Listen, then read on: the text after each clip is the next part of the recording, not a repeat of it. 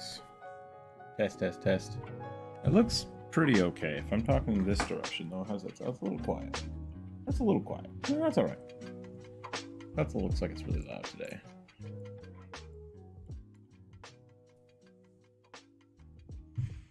I need to rebuild my entire setup. That's what I need to do. See if we get to it. Welcome in, everybody. How's everybody doing today? I'm actually on time today. That's amazing. That's amazing. We're gonna scare everybody. So like, why is Rook here at 11 o'clock? That doesn't happen. That never happens. Let's get the suggestions up today. Well then, hello, hello. Been a hot minute since the last had a chance to tune in. Yeah, welcome in. We are doing the viewer suggestion today, so if you'd like to suggest a character, please let me know. Why is my mouse all the way over here? That's the real question.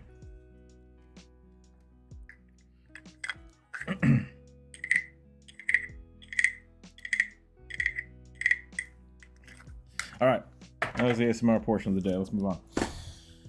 I'm gonna start off with a rugby sketch, and we're gonna just dive into it, I think. Why are my glasses still dirty? Oh my goodness. It's gonna be one of those days.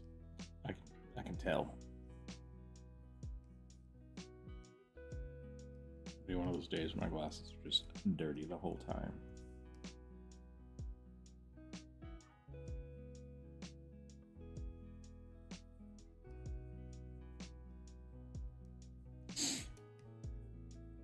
There's just something funny to me when Rugby's nose is above his eyeballs. Small paladin with a glorious beard. We can do that. I normally draw my ASMR as sexy ladies. But if you get a sexy lady with a beard, I'm fine with that.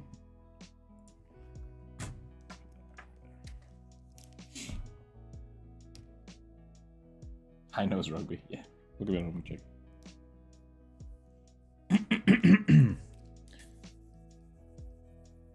I've been working on the commission this morning. So I'm like, oh, I'm already warmed up. Apparently not. Apparently I'm not warmed up yet.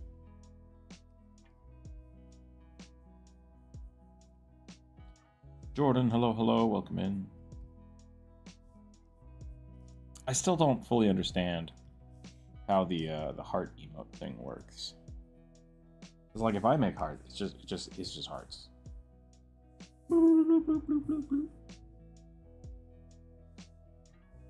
Like, can I make rugby vomit? No. Bionic, hello, hello. How do I close this now? Oh no. Let's get the pen color up first.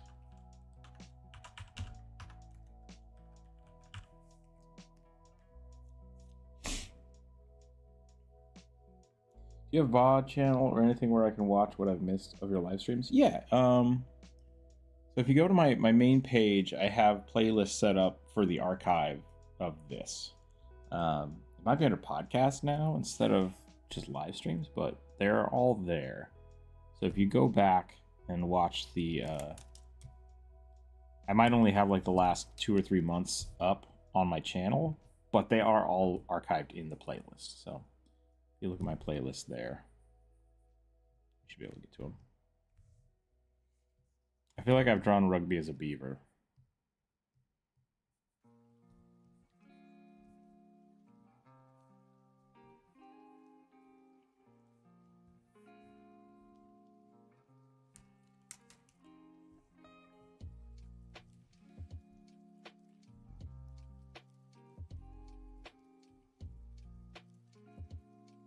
Jiva heart. It's a mystery for even the greatest philosophers to over too much. Fair enough. Welcome in. Is it G or G? I never know the language inflections to use. If it's French, I think it's got a little more kick to it. Is Rugby a goblin or a gremlin? Rugby is a goblin disguised as a bugbear.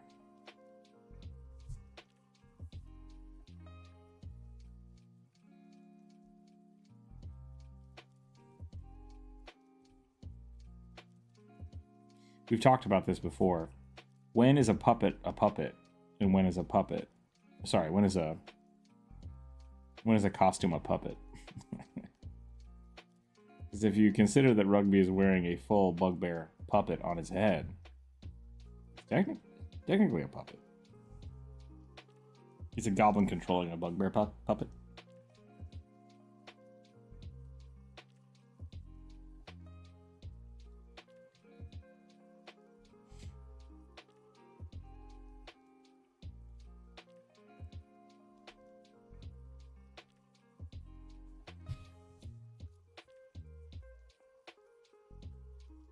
He's a beaver.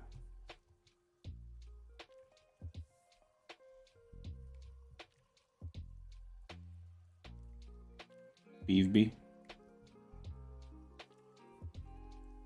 Rugber. He just looks confused. Yeah, he's always confused. It's fine. Did you just impute? G like Jeremy. Okay, cool. What is a bugbear? Half bug, half man? Bear? I made a video about bugbears. You should go watch it. It's great. They are large goblinoids. The name comes from boogeyman, like boogebear, boogbar. Can't remember the German.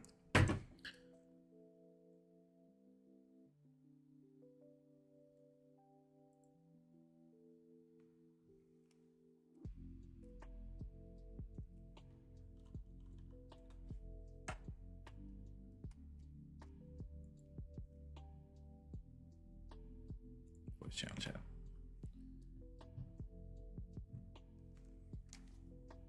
Are they cryptids? No, they're just big goblins. You got goblins, which are like tiny goblinoids. Then you got hobgoblins, which are people-sized goblinoids. And then you got bugbears, which are bear-sized goblinoids. It's the easiest way to think about it. Giant fuzzy goblins.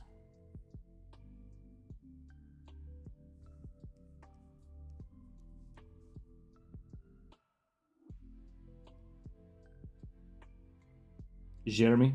Maybe. That's a good point. Got a lot of zhuzh.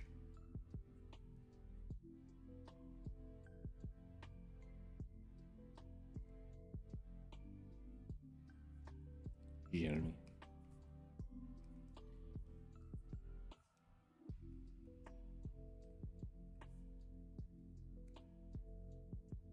Isn't creepy? Just creeped out.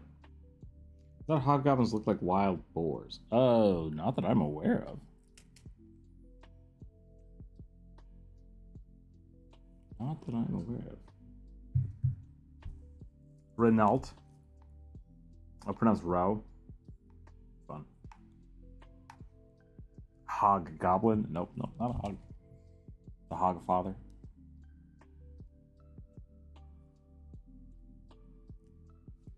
Okay, beaver rugby is a go.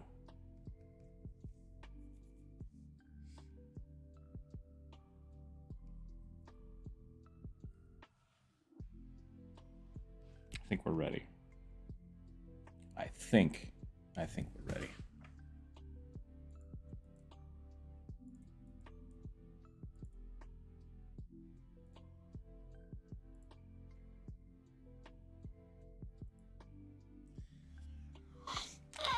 Beaver rugby needs a chunk of wood.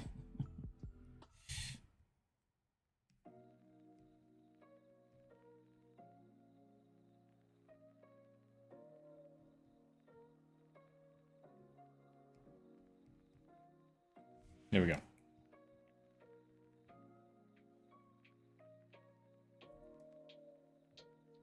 Nom nom nom nom nom. Okay, SDM, hello. How are you today?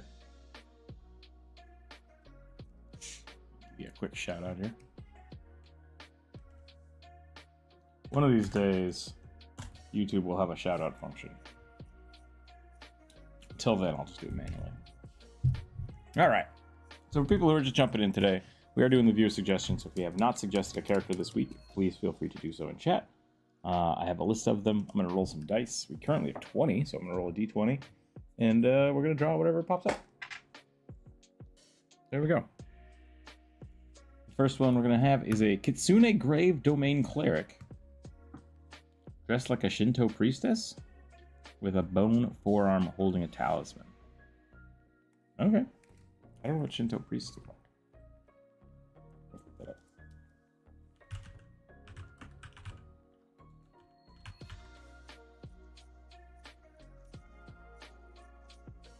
Okay. I've seen this.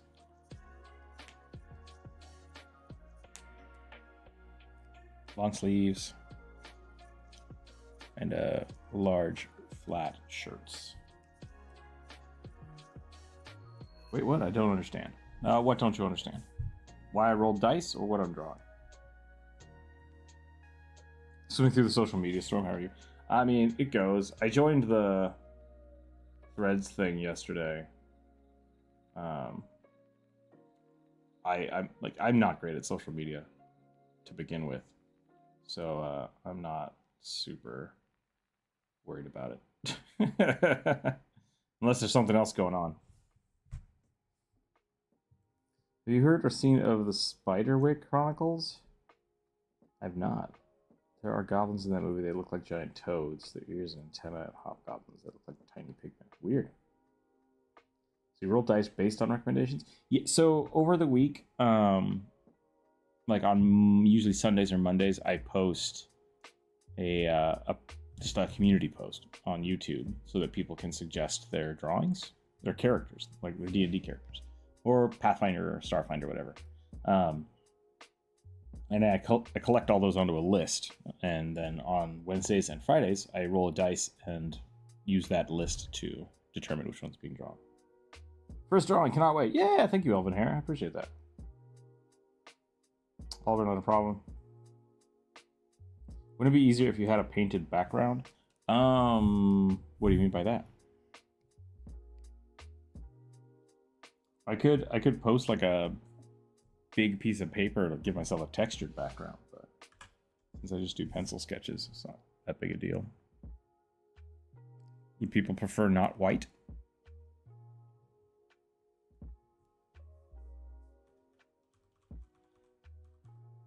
The blue is the first color, by the way. So we're going to end that poll. Start a new poll.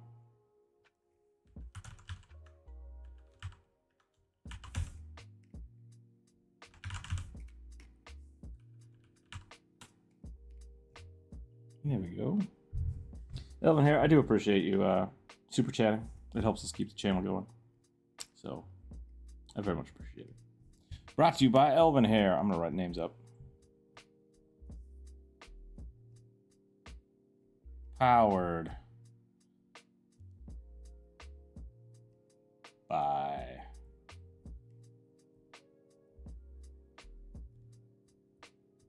yeah. Do I have enough space? I do. Sweet.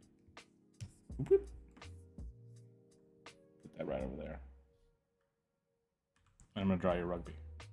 I forgot I used to do that. I used to draw rugbies for people who super chatted. I used to do push-ups too. Maybe we'll do that. Whenever somebody does a super chat, I'll draw a tiny rugby.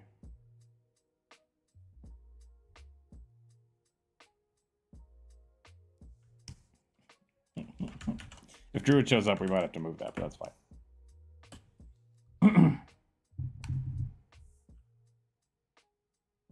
I suggested a Scarecrow character. Have you drawn him yet? Just wondering if I missed it. No, I don't think so. I think that's still on the list. Drawing on white is Perrin for me? Heart. Got it. Okay. Clearly, don't use white as background so much more. Just dark with neon sketching. That's fun too. Oops, everybody chose green. That's all right. I think that's good. We'll draw a green one next. Okay, Grave Domain, Cleric.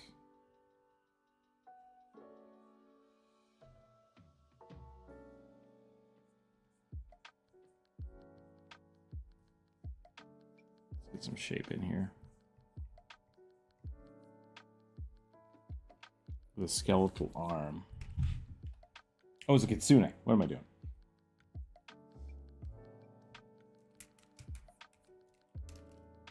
Kitsune have a little bit different. A little bit different features.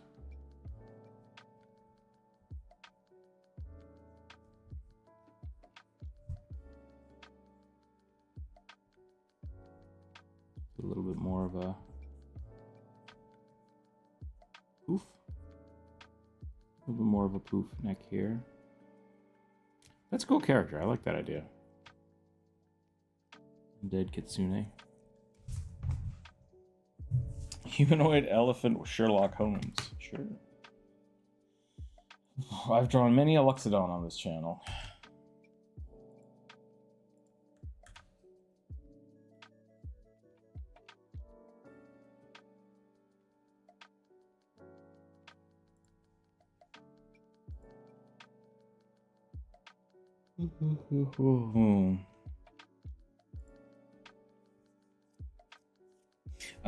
When did you suggest the crossbow? Or not the crossbow, sorry, I just read crossbow as I was talking.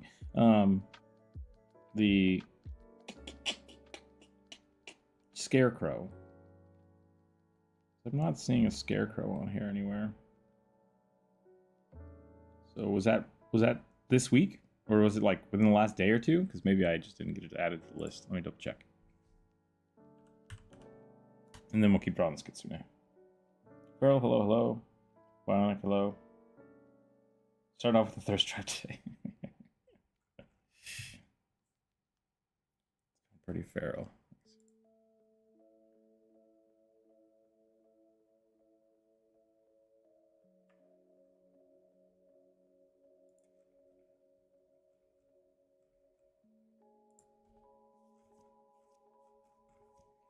Sort by newest first.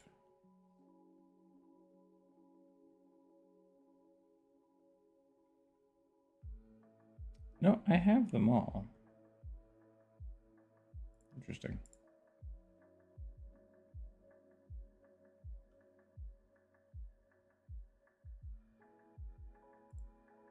I think I want a little more flowy.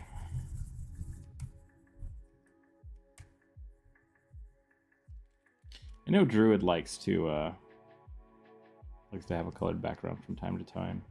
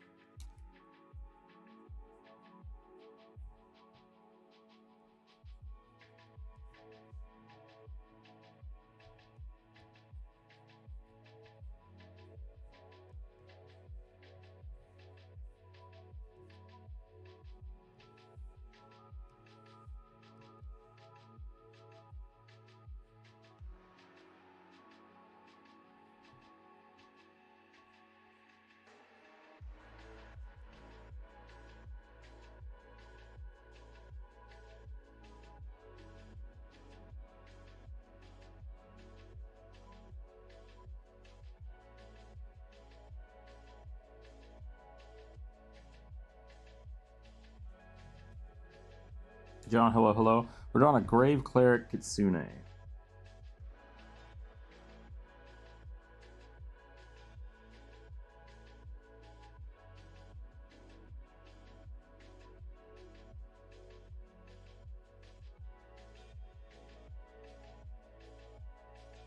He was not going to show up to draw today, unfortunately. My time is being monopolized by family. Back next week. No problem. Have a good day. Hope you enjoy your family time. That is totally fine. We'll just have to deal with only my shenanigans today.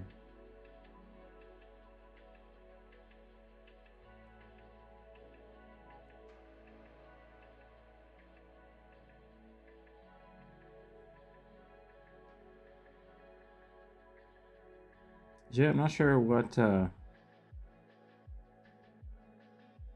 your suggestion was for the scarecrow. I don't see that one. I drew a scarecrow a few weeks ago. Might be in the Discord, but I don't see one on the list today, so if you want to resuggest that, let me know.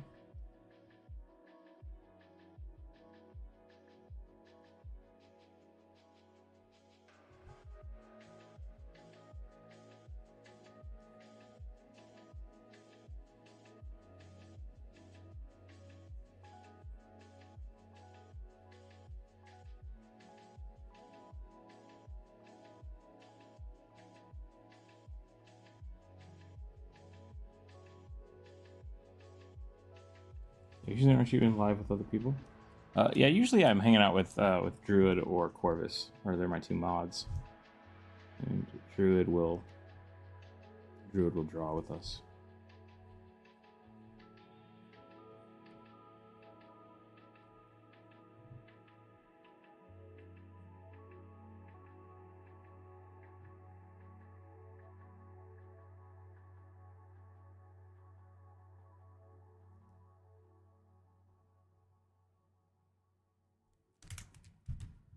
Probably do this a little softer. Am I drawing this on the wrong layer? I am. Oh well. We'll make it work.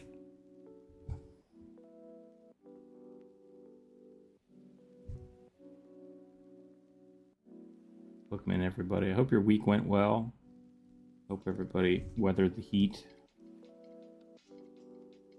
Got to 90 here yesterday, which is pretty hot for Seattle.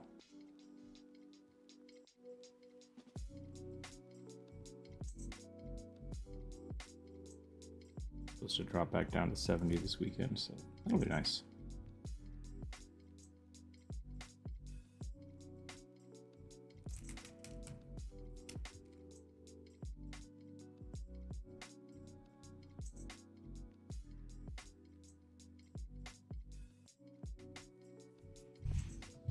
In terms of join, but the RC Arclane and Cyber Sketchbook. That's fine, you can work on those. Great news, we can overwhelm you. I mean, I have the... What? I don't understand what you mean by that. Clerics of Undeath or Death God on the other hand. Considering my favorite race, Grave Clerics are cool. Yeah. I think Grave Clerics are pretty neat.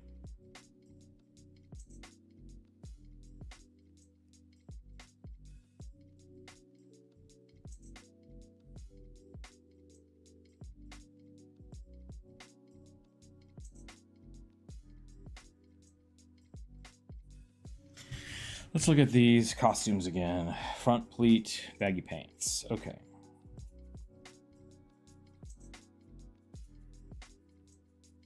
Okay, work is fortunately in climate control building. Nice. I haven't had a heat wave in a while. At least it wasn't over 100 yet. Yeah, I'm not looking forward to that. Yeah, gee, I'm very much a fan of multiple layers, so I constantly get them confused. That's okay. Did I make this nose too pointy? How pointy is a fox nose? That's better.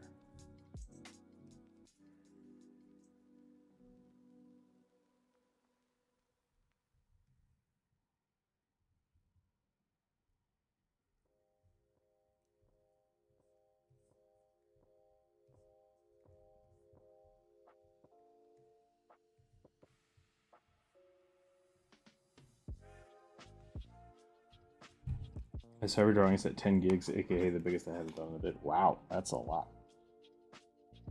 I don't know if I've had a Photoshop file be more than...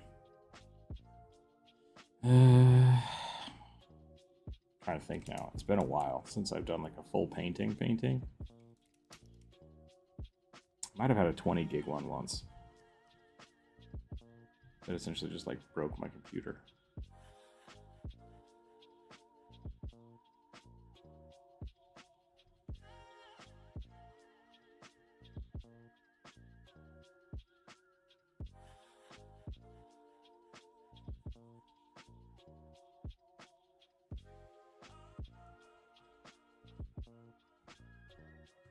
Which Nikes? You think you're making him too creepy? He's supposed to help people accept death, not scare them to death. I mean, they wanted those skeletal hands, so that's not on me. Do I need to make them softer? You give him like big googly eyes.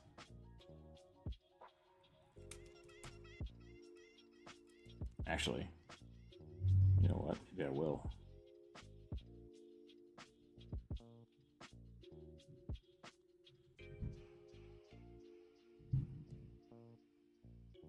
Thank you, garbage truck.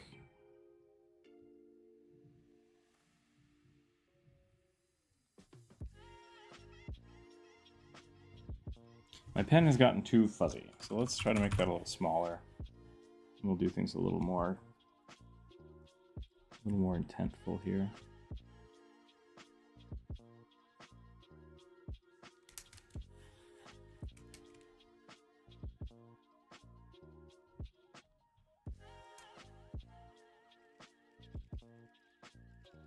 Looks like a rat. Yeah, let's look at some Fox references.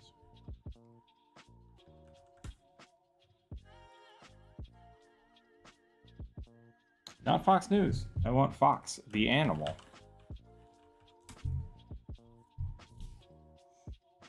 That's a good one. More forehead. Little snoot.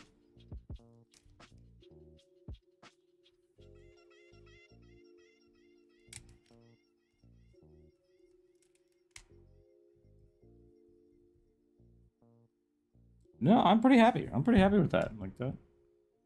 It looks pretty good. The ears could be forward more.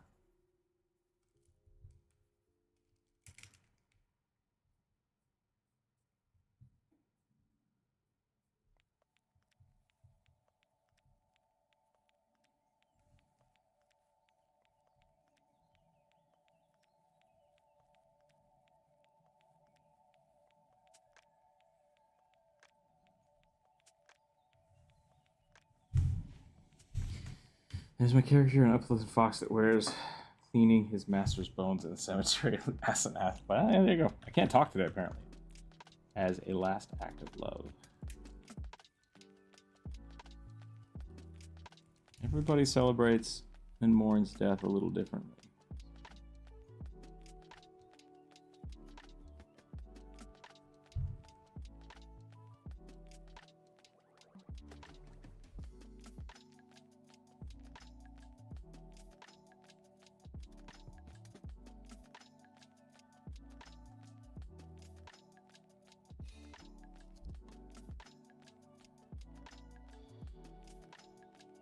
I was watching a documentary on this tribe that basically they cannibalized the body of people that died, and they were all getting sick. It's like, you guys gotta stop doing this. Like, it's bad. It's bad for you. The reason everybody's getting sick and dying is because you're doing that. It was really hard to convince them to stop. It's just part of what their culture was.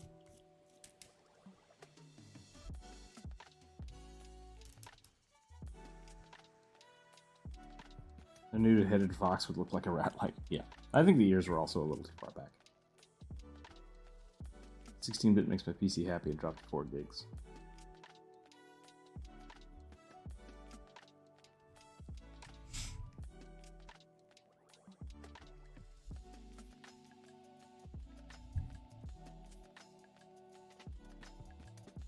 Foxes also just need the foozy cheeks, I think, is the other thing that makes them not look like rats. Foozy boofs.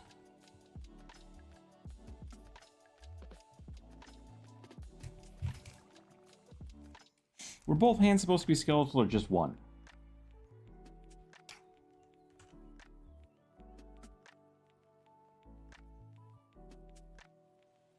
It does say, yeah, oh, like a talisman. Oops, I did that wrong.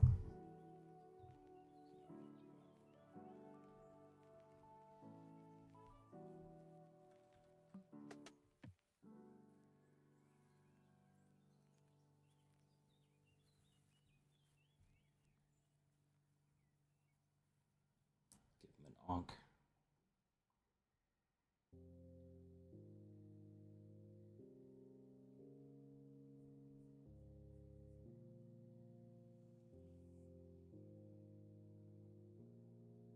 What's a 3-legged fox?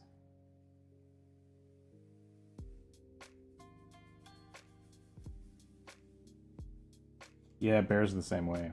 The more poof you give them in the face, they changes the way they look.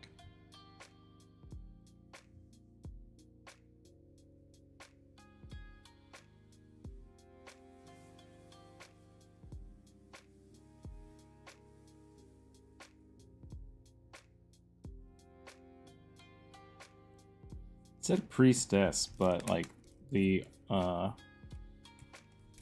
Shinto priest dress is not very form-fitting, so it's kind of lost a little bit.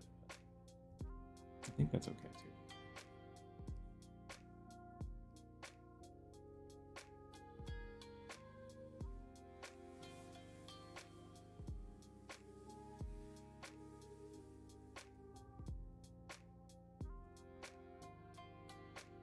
But can be gender neutral. I mean, if I gotta add the yabos, that's a thing. But it looks good.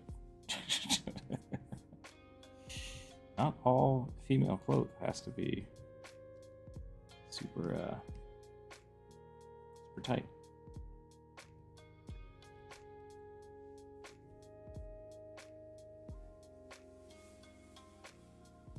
Totally to you, my friend.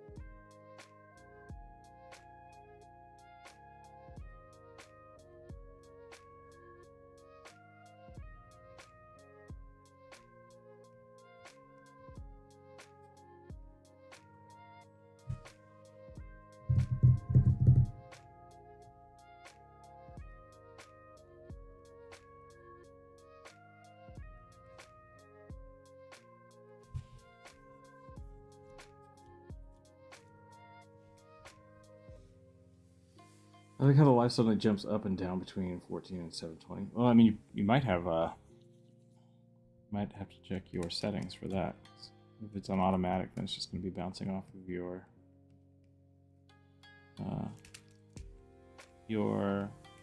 playback settings.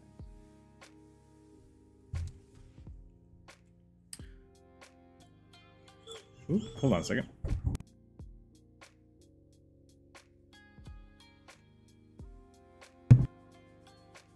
My phone has started automatically like shutting off spam calls, which is kind of cool. I like that.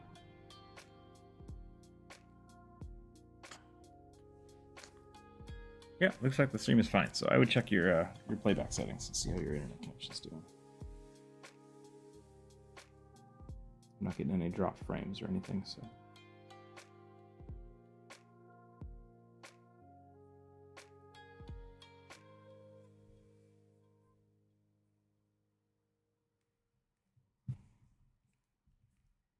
This is a cool character. I like this idea.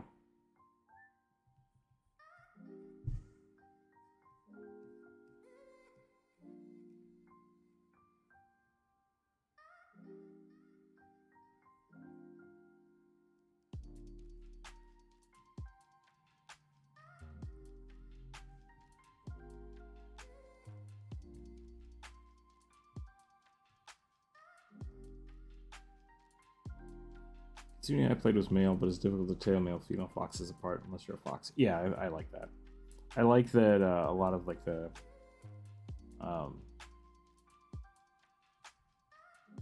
animal folk, beast folk, however you want to call it, have like human face blindness. I always think that's funny. It's like even with cats, like people are pretty good about telling their cats apart, or like you can see cats in the neighborhood, but you get like 5 black cats together that aren't yours, It's really funny when people are like, I don't know which one's which. Animal blindness is a thing. Or like crows or rabbits. Man, there's like 5 rabbits or squirrels near my house that just like, they all look the same. But if you get to know them, you could get to know them.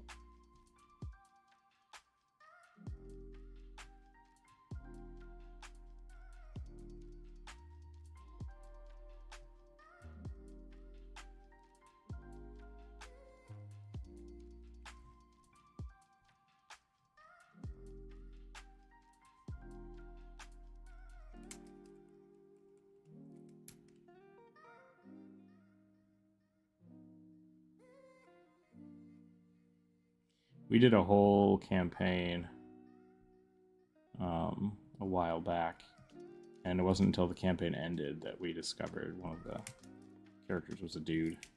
It just never came up. It just never came up. Which I think is a nice thing to happen from time to time. Gender doesn't really matter unless it's important to the story.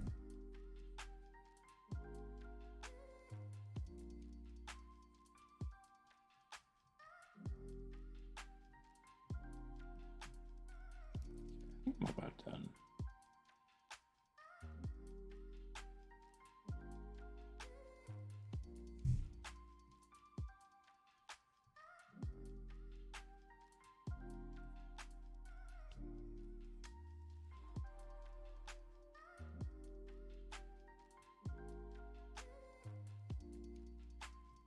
Add a little bit of detail in here. Just give it a little bit of texture.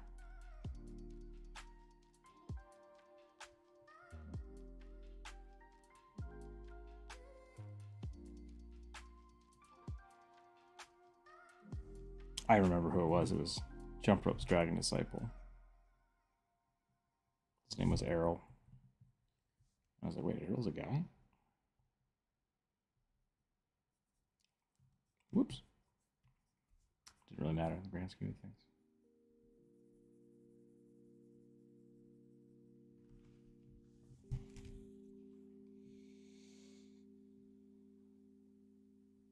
I figure beasts can just see most humanoids as other beastskin humans are just like hairless apes after all.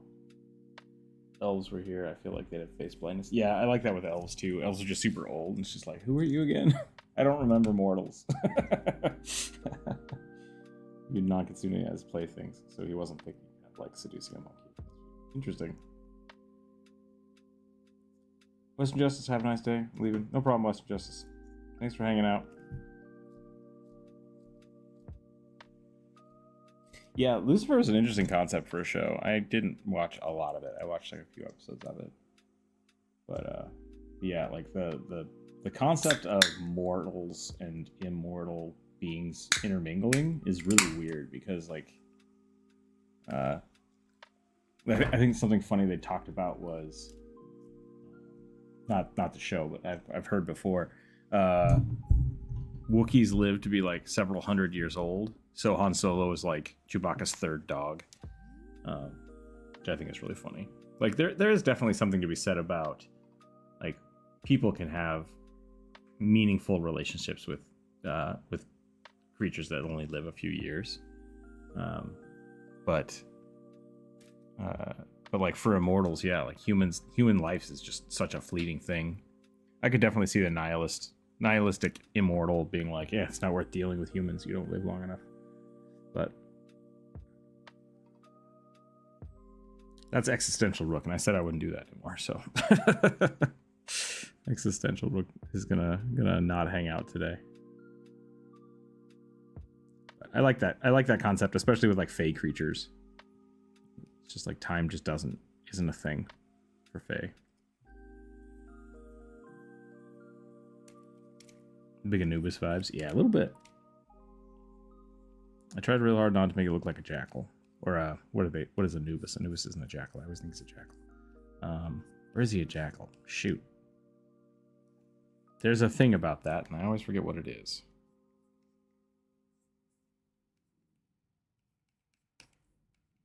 Corvus would know.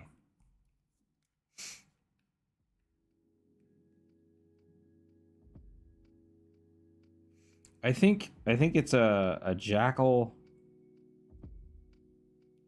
No, next. Yeah, existential dread. Let me fill up my water here.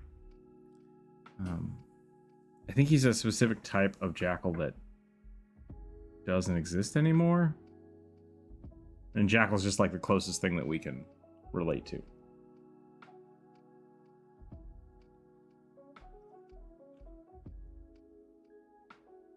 He's some kind of hound that is essentially a jackal. Once again, I think Corvus would know, so we'll have to ask Corvus sometime.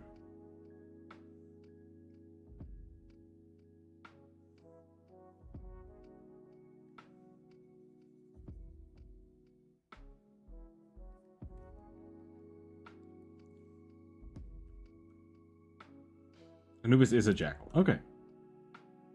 What am I thinking of then? What am I thinking of?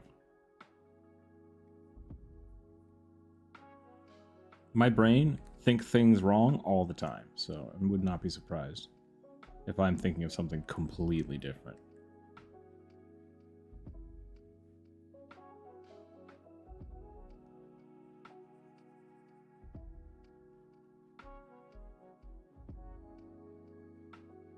Set? Maybe.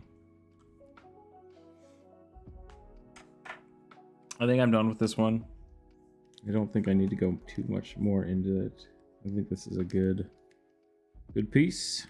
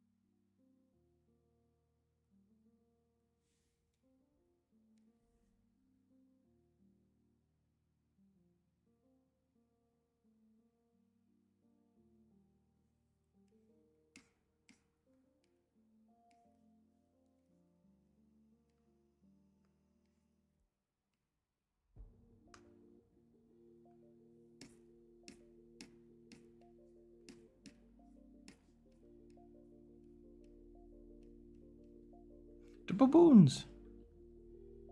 Sorry, I got distracted. Look something up. Okay, let's move on. What are we doing? Green? Green's a good color. All right. Set up a new poll.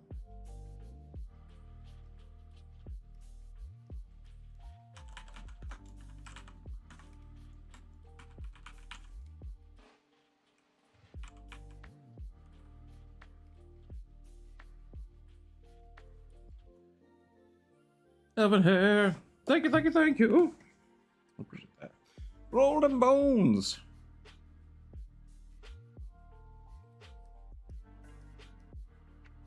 Elven hair.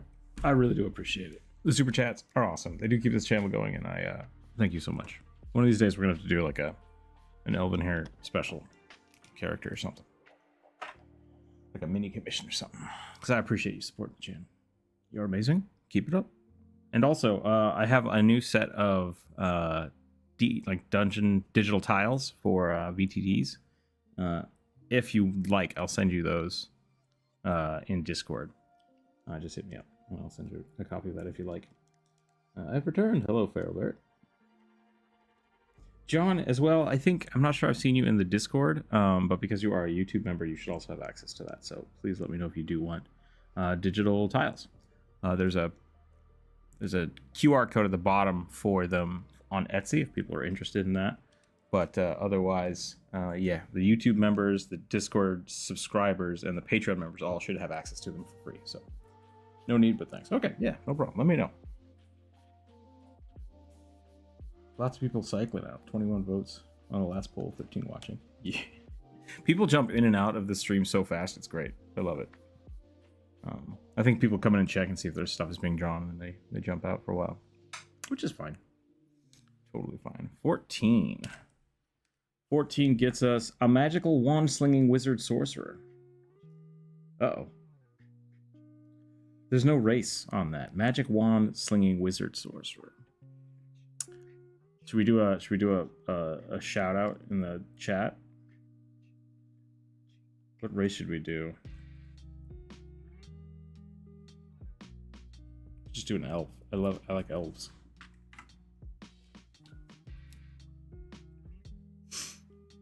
Discord confuses me. Yeah, no, I totally get that.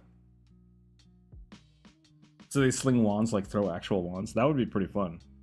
A magic wand slinger wizard. I really want to make a wand slinger, like a gunslinger but with wands. That was a really fun concept on older editions, and both Pathfinder and D&D don't do it well, which bums me out.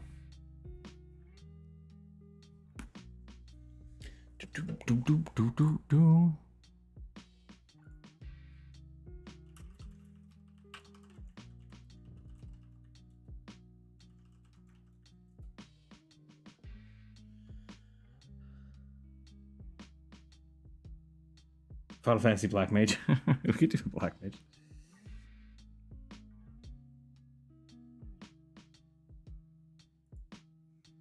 I think I might know whose this is.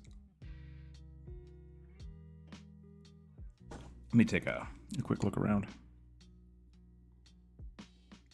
All right, we're going elf. Let's do it. I know this isn't for that dusk. Okay, SDM, if you would like to post something in the chat to get people to go check out your game system, which I'm always scared I'm going to pronounce wrong, because it's SAGAS Sagas.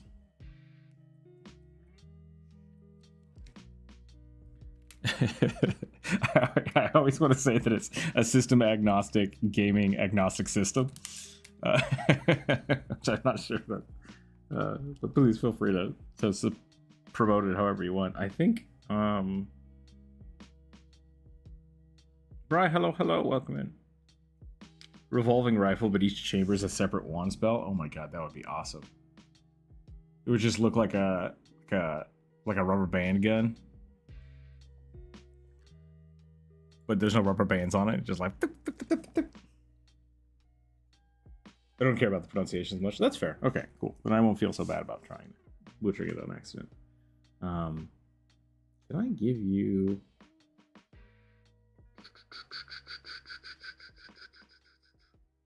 I'm just gonna add you as a moderator, if that's all right with you, and then you should be able to post your stuff if you would like.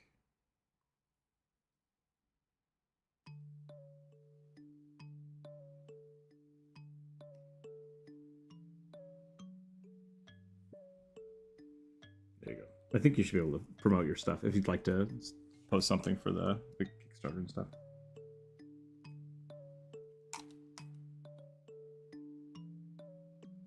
I love all those emotes. I need to. Oh, I forgot. I need to get the.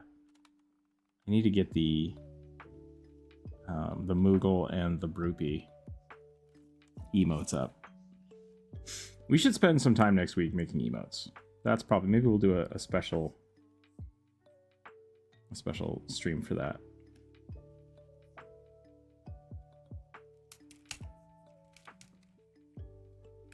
Do you think if you're leveling a wand at somebody, do you point it straight at them, or do you have a down position for a wand? Is it a slashing tool? How do you use a wand? What would it look like visually? How do you use it?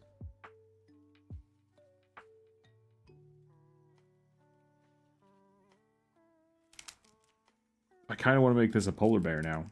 A polar bear wand slinger would be really funny.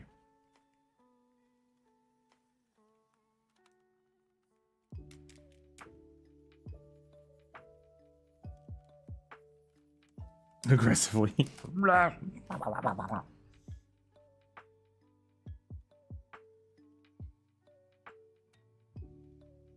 Curve the bullet with magic instead.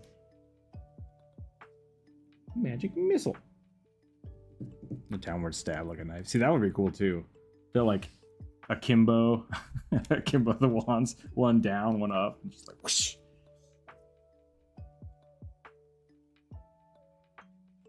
Ones that have attackable spells would need to be directed, otherwise depends on the spell. Yeah.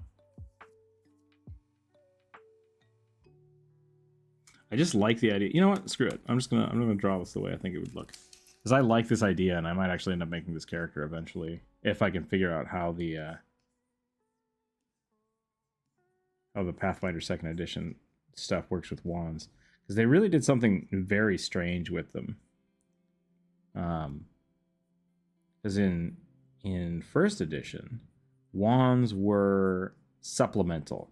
So like healing spells on wands were really cheap because you're essentially just like, if you have the time to just cast, that's what they were for. So instead of having like lots and lots of short rests, you're just like, we're gonna burn through this wand to heal somebody up. Paladon, hello, welcome in. But in the new Pathfinder system, like you have to have the spell on your spell list, and it, like, you have to charge it. It's very strange. I haven't quite figured it out just yet, but I'm sure I'm missing something. All wands, all intimidate checks, every swing. Eebiggy-deebie.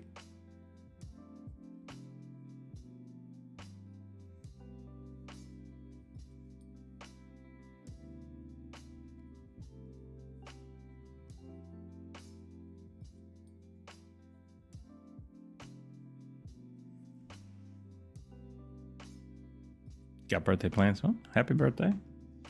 Enjoy your time in the chat. Hidden wand bracers. Oh, Assassin's Creed. Just pop out of your shoulder, pop out of your shoulders, pop out of your wrists. I like the idea of having like 3 or 4 wands on each leg, just in like slings or like holsters, wand holsters. Just ready to go.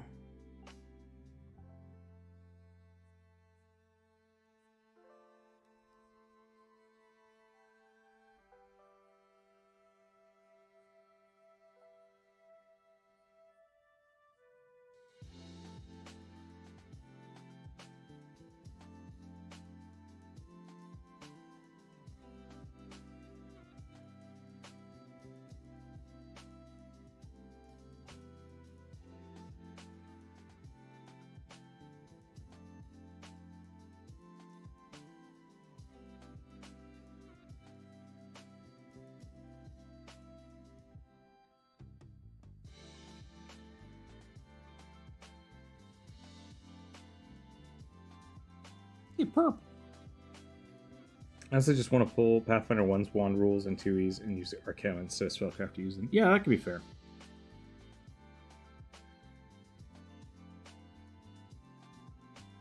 Show 1 in each hand and 1 in each ankle at cast. A high heel wand. That's pretty good. I like that.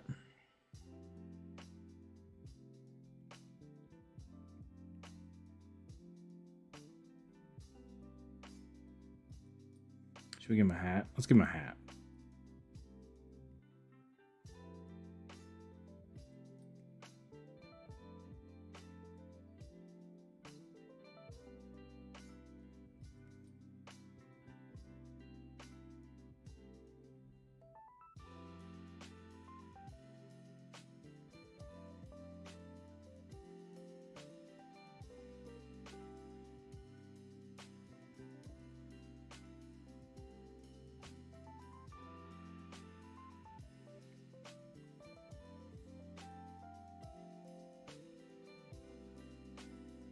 Skydiving, wow. I didn't know that bonus weapons when used as spellcasting focuses. Also add the bonuses to hit to the DC when casting. That's wild. Interesting, yeah, I'm not sure about that. Like if you have I guess if you're using a spell focus, that would make sense because the spell focus, if they have additional weapons or additional bonuses, should go to that. But there's usually limitations on what can be used as a focus. It's a special kind of enchantment. So yeah, it's a good way to buff up your spellcasters. Gotta be careful though; it can get real powerful real fast. it's a lot easier to get armor than it is to get resistances. So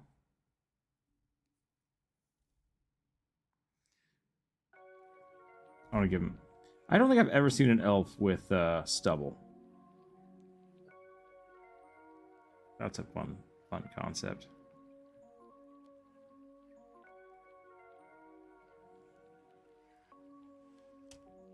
Made one. Nice.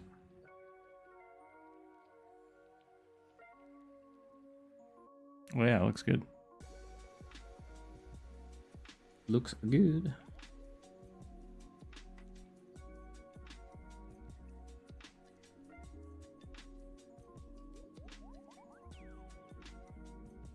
I think this guy's head is too far away. I might need to bring his head down some.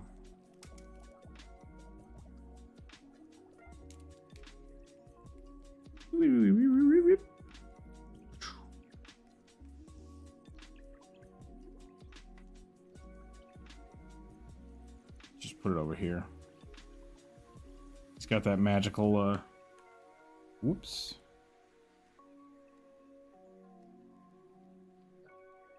That's better. I like that. Okay.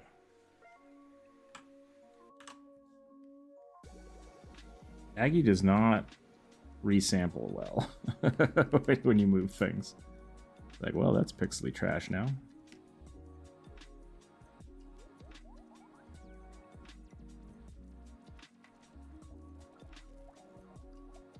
With a 1. Yeah, Fucking awesome. Yeah. Todd Bomb, hello, hello. You've seen the new Superman show on Adult Swim. Thoughts? I haven't. I saw that it existed, and that's about it. I don't have cable, so I generally just have to wait for things to be on streaming services or things to like post on the internet. Like, there's a lot of I've seen a few shorts of it, like people posting clips.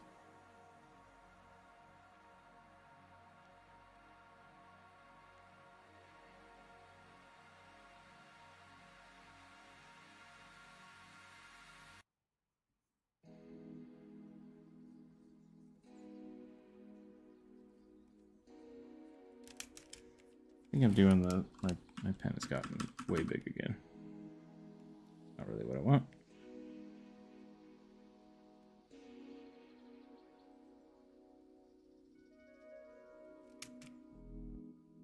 Just got caught up. Nice.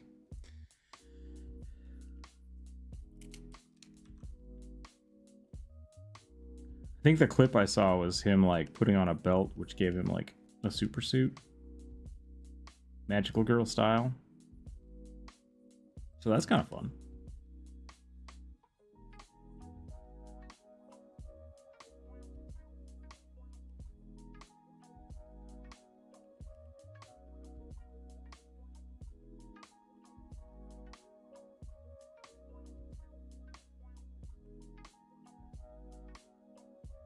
Superman's on max. It's a little meh, but it's cool action shots. All right, cool. I might check that out then.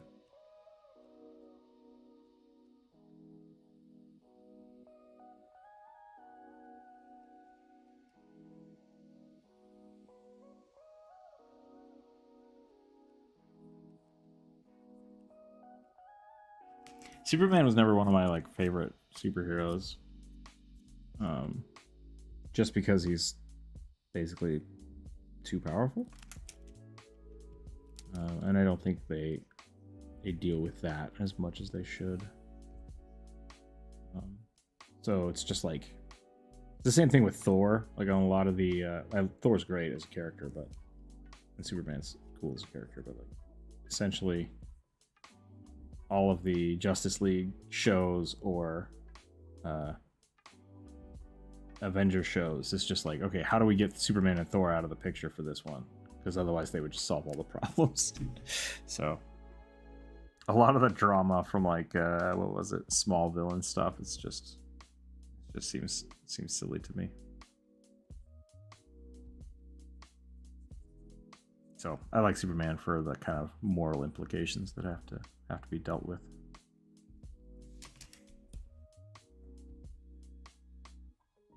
Oh, the piggies escaped from the pen.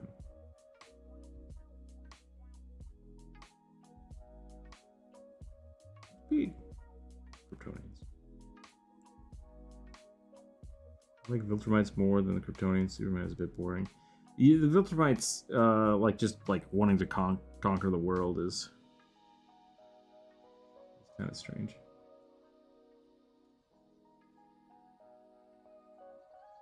This is a pig who loves to raid. Oh no, I missed the raid. Who raided? Welcome in, everybody. Sitting here talking about Superman, and I didn't see anything. Didn't see anything pop up. Welcome in, everybody.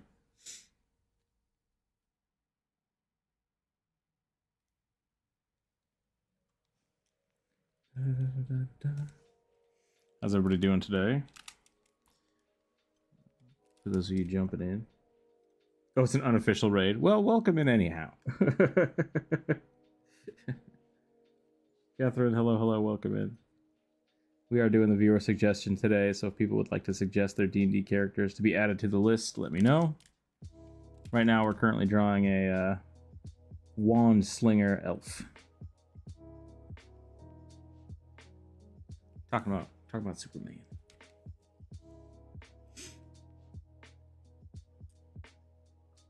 Monkey is a Gartic phone streamer. She's pretty cool. She's pretty cool, Piggy Queen. Nice. Okay, welcome in. Hello. Playing Gartic with viewers. That's awesome. Let me give you a quick shout out, if I can.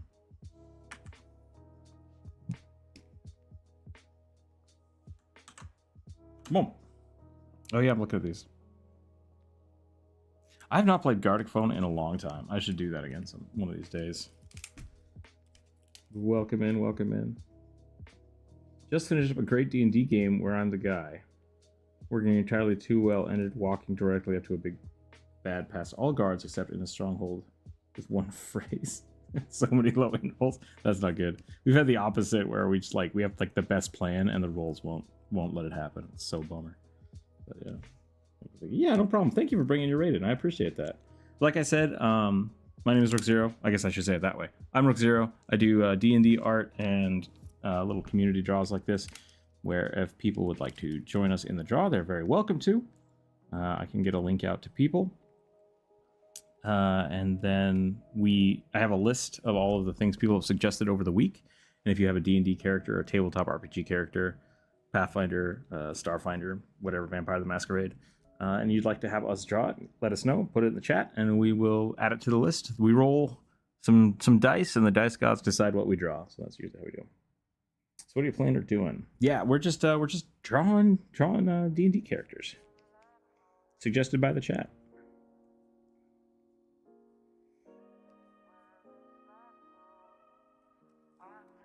Trying to make essentially what would be a cowboy who uses wands. That is something that bummed me out about the Harry Potter universe. I mean, one of many things, but like the dueling wizards didn't have like a cowboy-esque system. Duels at dawn. I want to see like a professional dueler. Professional wand duelist. Are you doing art fight too? I'm not. I've looked at that in the past. And I was gonna do it 1 year and I didn't. So it's another thing I probably should do, but I'm antisocial. That's just all there is to it. I'm just antisocial. It's so much fun. I should probably give it a try sometime.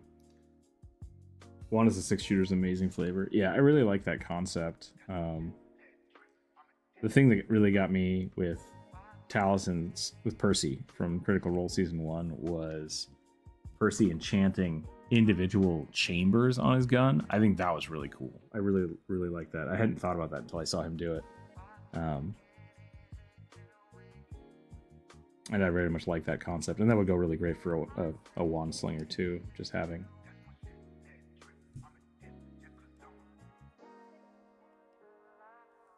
those individual pieces. six shooter with rotating wands instead of barrels, just a Gatling gun. It could be really fun. It could be really fun. You just added a bunch of art friends and start roasting their characters. That's fair. My friends and I used to do that back in the day. Something similar where we would just basically pass around a comic, and so everybody would take turns drawing their panels, which is kind of what I think art fight is supposed to be. But yeah, it's a really cool idea. I followed it from time to time. Not participated though. I think I'm getting a little lost on this one. I'm getting a little in the weeds. I had this fun idea of having him like holding the wand backwards, but I think we're gonna change it. I'm gonna give him some earrings because that sounds fun. Love it. Using the next artist I'd make. Yeah, go for it. Everyone calls me stinky, and then their friends drew me showering to get rid of the stink. That's pretty good. I like that. That's fun. Welcome. So the other thing, we do have a Discord. If people would like to join the Discord and share their art, you're very welcome to there. As well as, like I said, if you want to join in the Discord draw, we could set something up. Just let me know if you are a professional artist or you want to join in. We do community draw days every couple, like once a month, I think, where we let people scribble and stuff. Funky, also, if you need to go and take care of yourself after your stream, I totally get that. Get some lunch, get some food, take a nap, totally chill. Very much thank you again for coming in and rating, though. I do appreciate it. For everyone who's here, go check out their channel. It's great. It's good. One of these days, I'm gonna have to start playing Gargophone again. Good community game is needed from time to time. Lunch, it's 9 p.m. Oh, all right. I usually stream in the mornings until lunch, and then I go get lunch.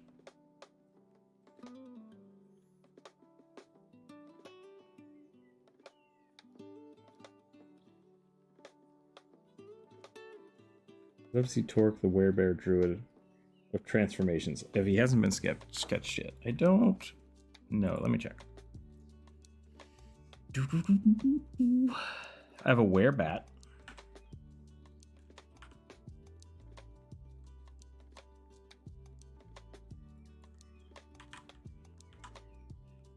No, I don't see it on the list, so I will add it on the list for you.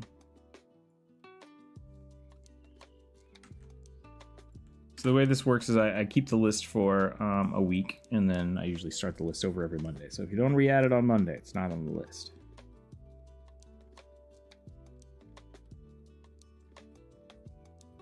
All right, let's see if I can foreshorten this wrist here. Make it any kind of coherent.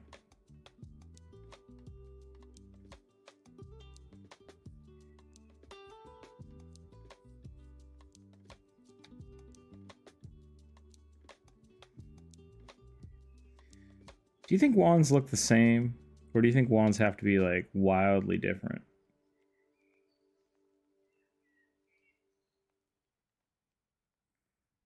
And like, I guess, do you think the visual look of the wand is important to its function? Or is it all aesthetics? Left melons and honey.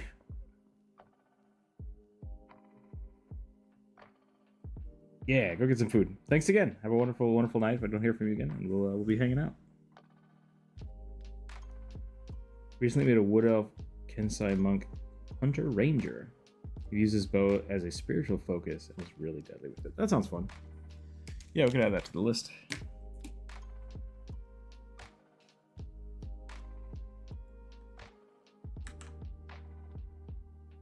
Most people's curlers red.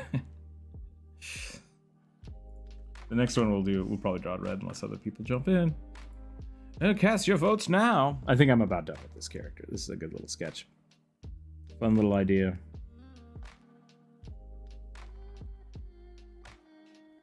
I think the weirdest part of this is giving the elf a stubble. Like, elves should not have stubble.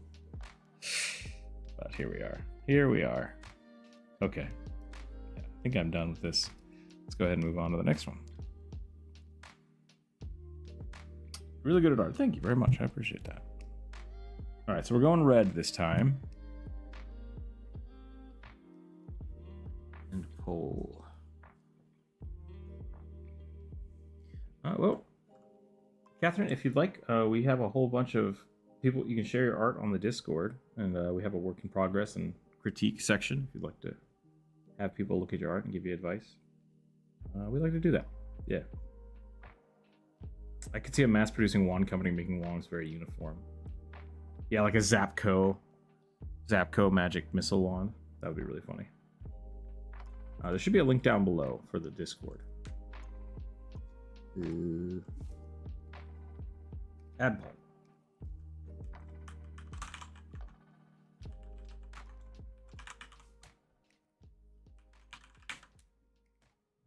Okay.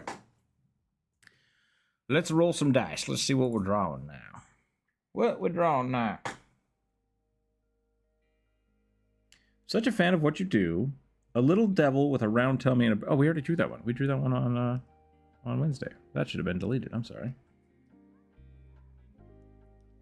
Delete row. A Muay Thai kobold master. Is Muay Thai kickboxing? I can't remember. I feel like I did that one too. Did I already draw that one? Maybe that was a few weeks ago.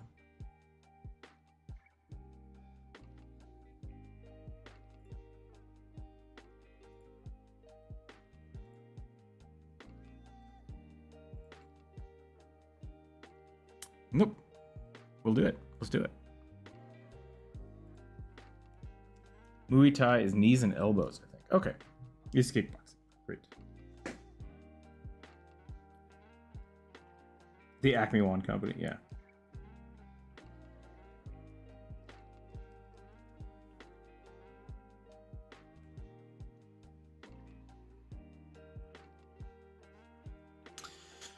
Now the question is, do I do a long-nosed kobold or a short-nosed kobold? Every style is unique. Okay. So like every different hello cat, what's up? But is the style the same as, like, would two magic missile wands look exactly the same?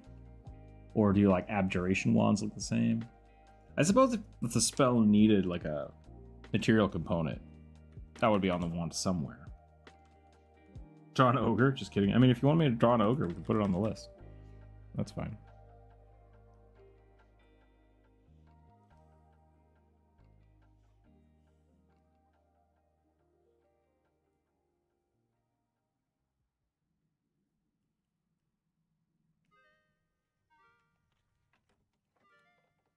I think we're gonna go for the long snoot.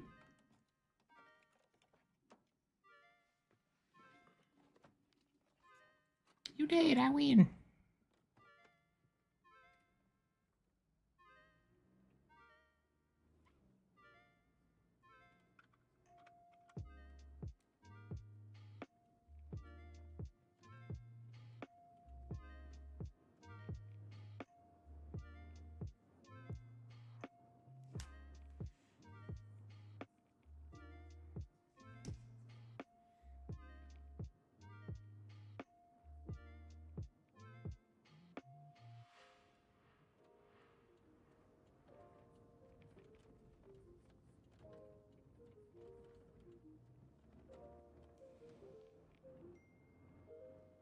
I'm realizing now, I think I rolled this one last week and then I didn't draw it. So I might go back and we'll draw the little devil as well. Little devil with the barrel on his back. I think I rolled it, but something came up and I had to draw something else. So I think I just did that twice in a row. The dice gods are weird and fickle like that. So they obviously want me to draw that one, so I'm gonna draw it. But I'll finish this guy up first. I like how your kobolds are a bit crocodilian. Yeah, I really like that. Are you doing suggestions from the last community post or new ones? Dale, we basically every Monday I get a new list. So if you suggested one on Monday, it's on the list. If you suggested one And then we do that for Wednesday and Friday. But if it was last week, it's not on the list anymore. But you're welcome to resubmit it.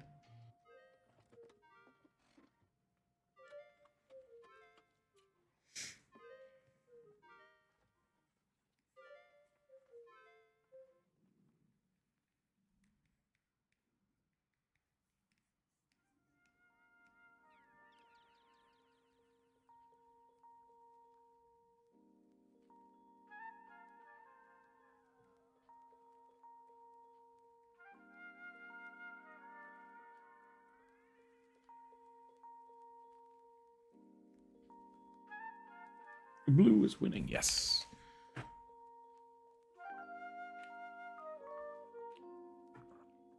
think it's cool to say if you're casting a flavor your spell look, you would want a flavored wand. I think that's fair, yeah. Absolutely. If you're casting a spell that's unique, it probably would require a unique wand.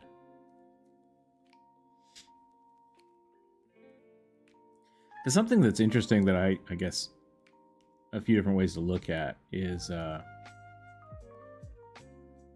like the Dresden books basically said that all of the staffs and wands you make are customized to yourself. Like that's part of the magic making process of putting magic in something, is that it has to be for you. But that doesn't necessarily work the same about like finding a wand, right? Because then it's not for you at all. And how would you be able to identify a spell unless there's something about the wand that is recognizable? So while I like that like individualized approach, like even in Harry Potter they do that, right? Like the wand is kind of made, but it's made for a specific wizard. But people can use other people's wands, so it's kind of like, who knows? Do a monk, that'd be cool. So you want a monk ogre? Is that what I should write down on the list for you? Yeah, attacking with a scorpion on a stick. The kobolds are great. I gotta make this. I'm gonna make him look wiry. That's my goal. This is gonna be a wiry kobold. Maybe he's even got little fins, little barbels on his arms. Yeah.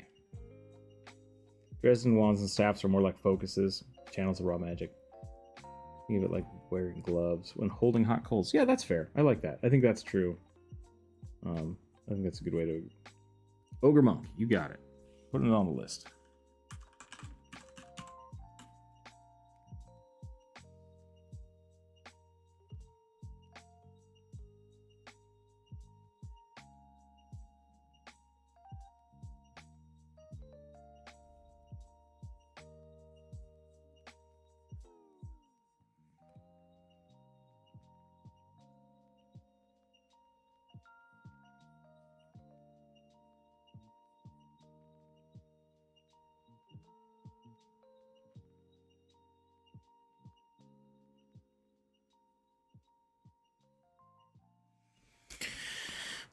What if you attuned to the wand over time? It usually visually adapts to your style and points out the original creator would recognize it immediately. Oh, wouldn't recognize it immediately. That's interesting. I like that, because like magic weapons definitely there's a precedent for them to like adapt to fit you, right? Like I wasn't ever sure if that was just a property of magic, or like if you're spending the time to make a magical piece of armor, you just always put that enchant on it, right? Because you wouldn't want to spend years making a piece of magical gear and then not have it fit anybody.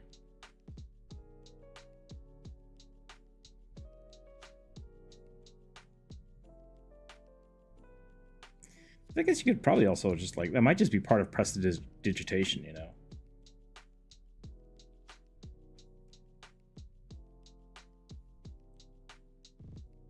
My clothes doesn't fit. Well, let me just tailor that for you. Whoop. I like the attuning idea. Yeah, I do too. Like Dresden's potions, the material components are personal and change depending on who makes it. The magic works on whoever drinks it. Yeah. Figured staffs and wands were the same. The rune's used for personal, but the effect is universal. That could be interesting. Like you have to believe in the magic for it to be enchanted. That would make sense. But that would make the identification spell a lot trickier.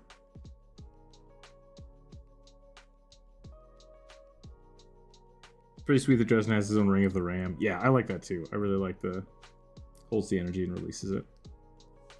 Can't remember what they called it in the book, but I thought that was pretty neat. I was like, yeah. Kinetic rings.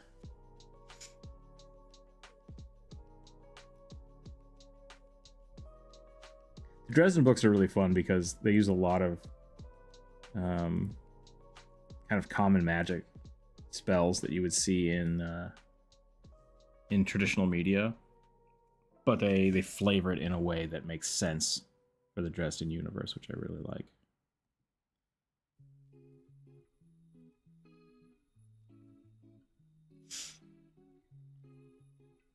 I've been reading one of the other Jim Butcher books series, Furies of Kuldara, I think, and their magic system makes no sense and has not been explained at all yet. It's just like, yeah, people can talk to... People have Pokemon spirits. Why not? It's like, okay, sure. How's that work? It's like, you don't know.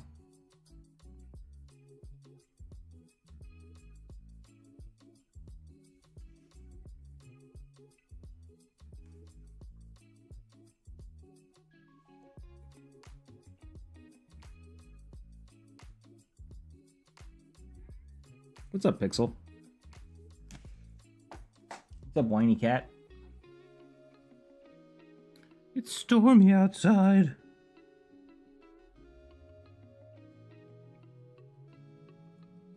It's only noon. You don't get any more food right now. No food. I gave you scritches. Yeah? They're good? You have a bite on your ear. You been fighting? You been fighting the possum again? Don't fight the possum. He's bigger than you. Is there a one wand to rule them all? I mean, maybe the wish spell. Get a wand of wishes.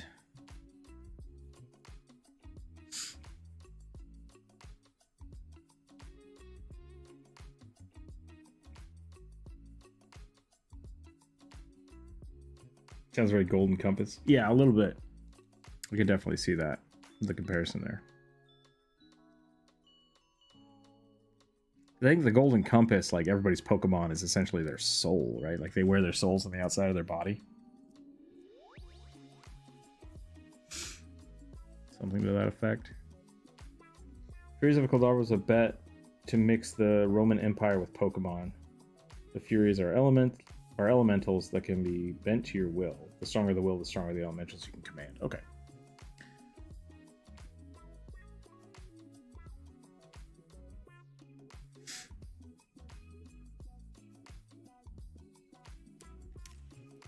The main character doesn't have any Furies yet, so I assume they'll eventually talk about that.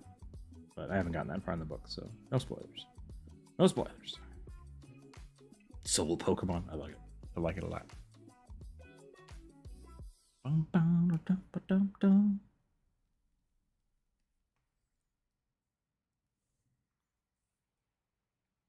Okay, so we need to get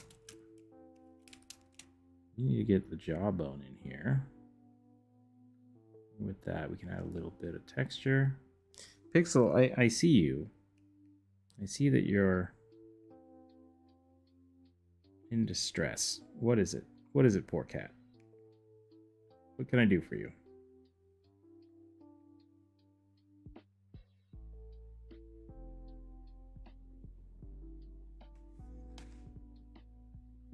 If I walk over to the food bowl and there's food in it, I'm gonna be very mad. Yeah? Yeah? Oh yeah, you're gonna purr? Please. Please pay attention to me. See if you guys can hear this. No?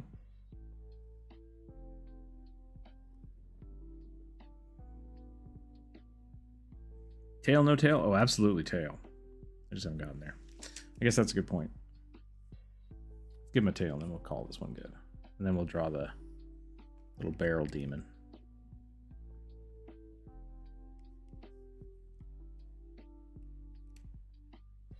Give him some gator. Gator scoots.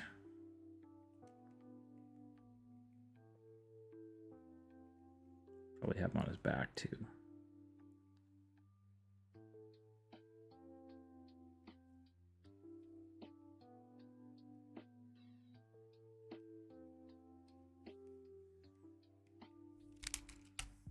Don't need that part. Cat's chilling. Nice. No Skip Cat purse for us. Yeah. Pixel's on the floor. Skip Cat's asleep. But Pixel is just sitting here being annoying. Let me go see what he wants, and then we will draw this this tiny demon. Cat, hey, don't rub on the microphone. Yes, you're very cute. Very cute, but very stupid. I'm here we go. Here we go. We're back. Come on, cat. Come on.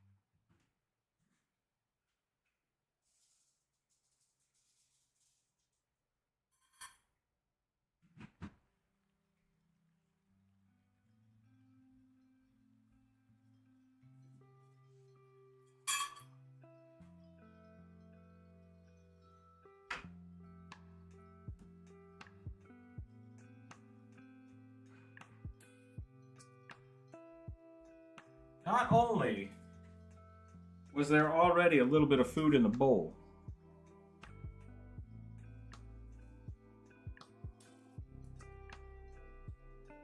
but when I'll give him a little extra food if I put it in like a cat toy so that I can dig it out.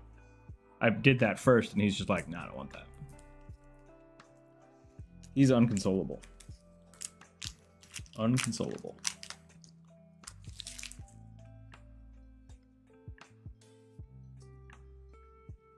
If you put those Chihuahua lizards in the game and they don't have tails, I'm flipping the table.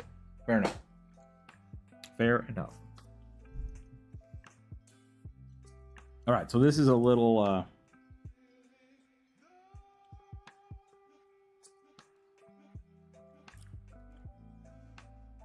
pudgy imp with a barrel.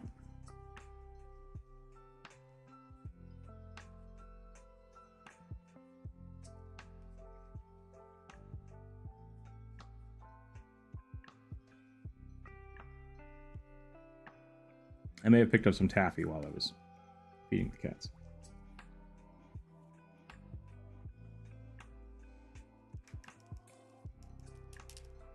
I still believe kobolds are just goblins plus smiley face. I like to think of kobolds as dragon goblins. Dragon goblins are really funny. I have my dice. I want to roll for a character because I don't have access to lists. I can be biased. That's not how the game works. If you would like to roll and then draw one yourself, I'll give you one. You can share that later. But...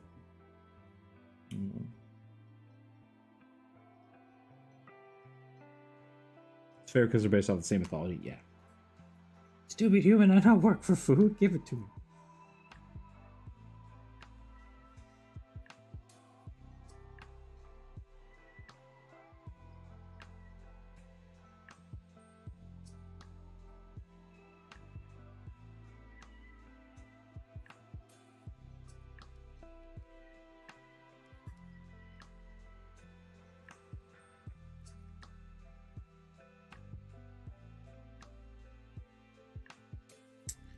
Not a big fan of self-deprecating humor, so if you'd like to draw one, you're welcome to. But I don't think it would be garbage.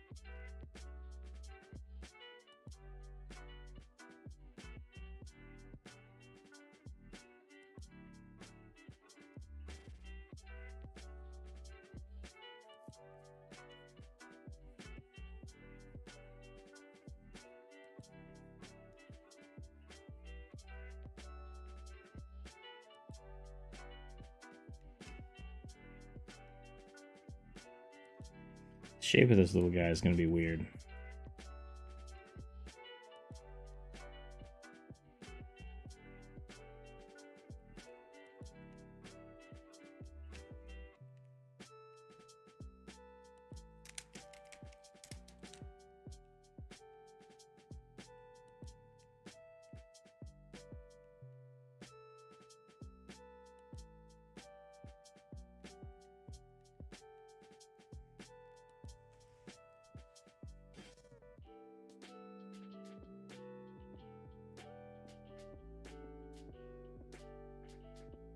I still rock the stick figures. Hey, stick figures are great. Sea Elf, Privateer, Air Genie, Warlock. Do you want me to do that one or the Wood Elf, Kensai Monk? Or are these just suggestions for another time?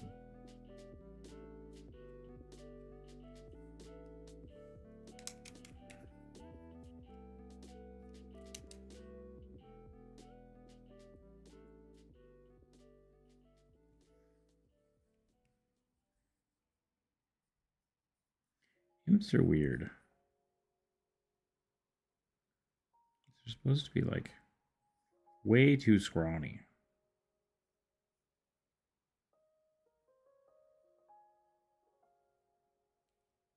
What if devil but no power?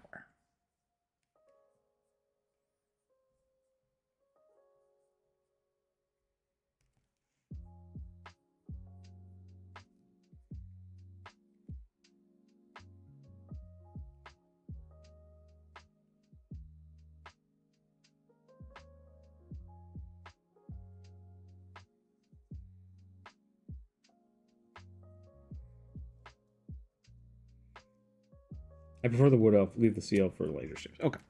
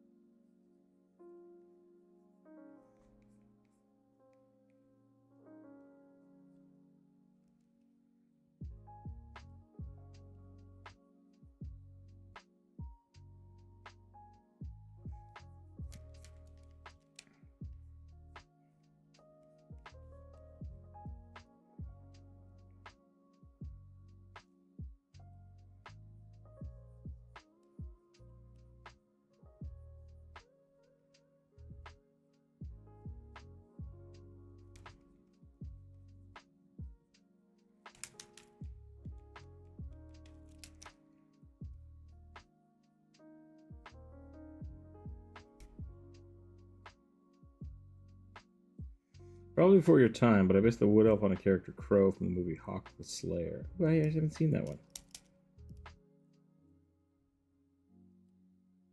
Leafy camouflage thing. Wood Elves are pretty neat. Get name more powers of fishy talk.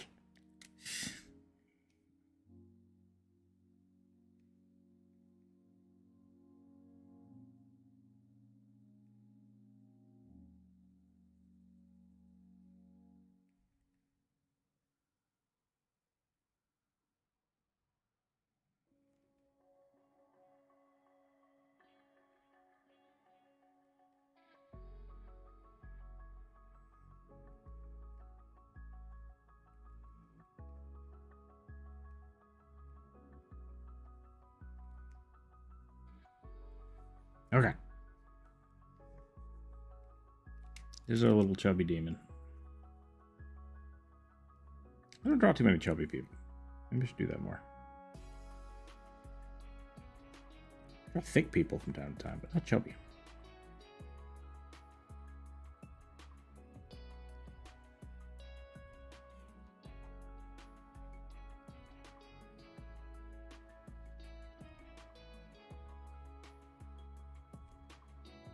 The goat feet and a tail. Woof.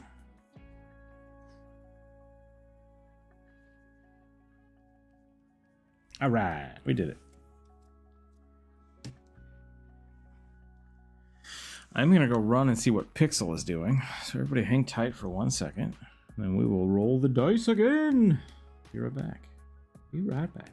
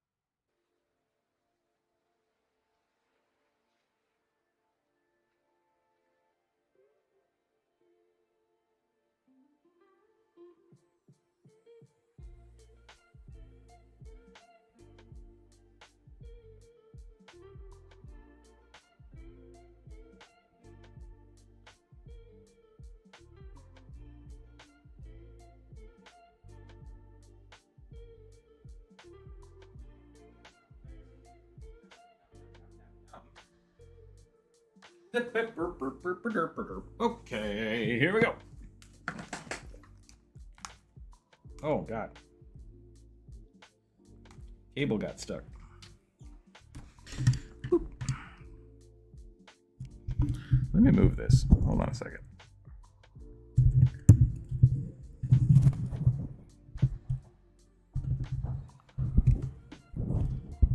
Okay. How's that? I hope people can still hear me. Let's roll some dice. We're going to be doing a blue sketch.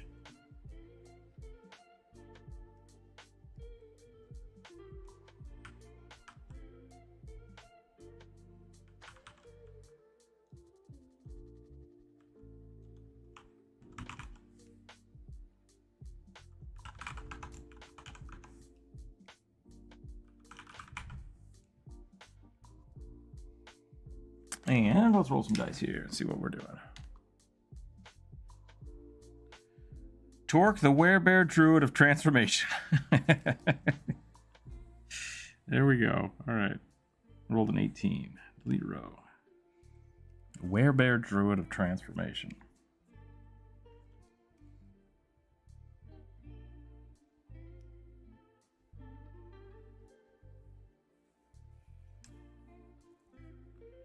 Well, my current character is the opposite of that. I rolled a height, weight, and he's 2'10". That was pretty funny. A tall Frodo. That's pretty great. Okay.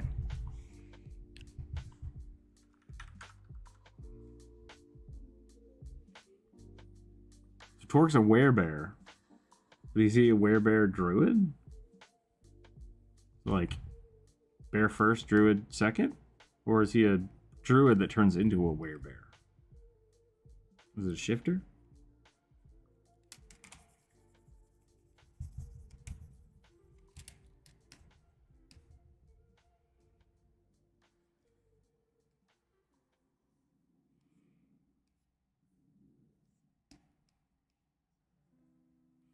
And Aggie crashed. Okay, hold on. There we go. Put my pen back to blue.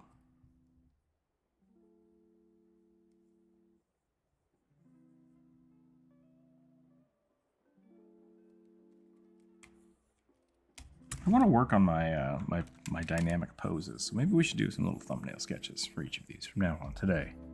That was a lot of words. I apologize. We need lycanthropy subclass for druids. Yeah, I agree. There's a lot of fun ways to do it, but I don't know why they don't have a more base class for it. Like the shifter race and class they have, I like it as both a class and a race, but I'm not super happy with either of the variants that they've made.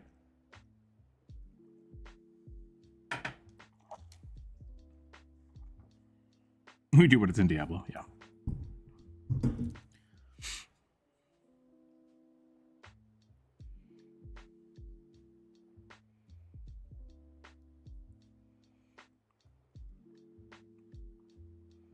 I kind of like that.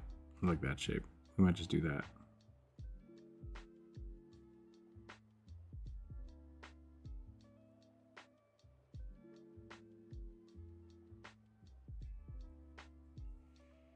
I said I was going to do a bunch of sketches. Turns out I'm going to do one. One sketch is enough.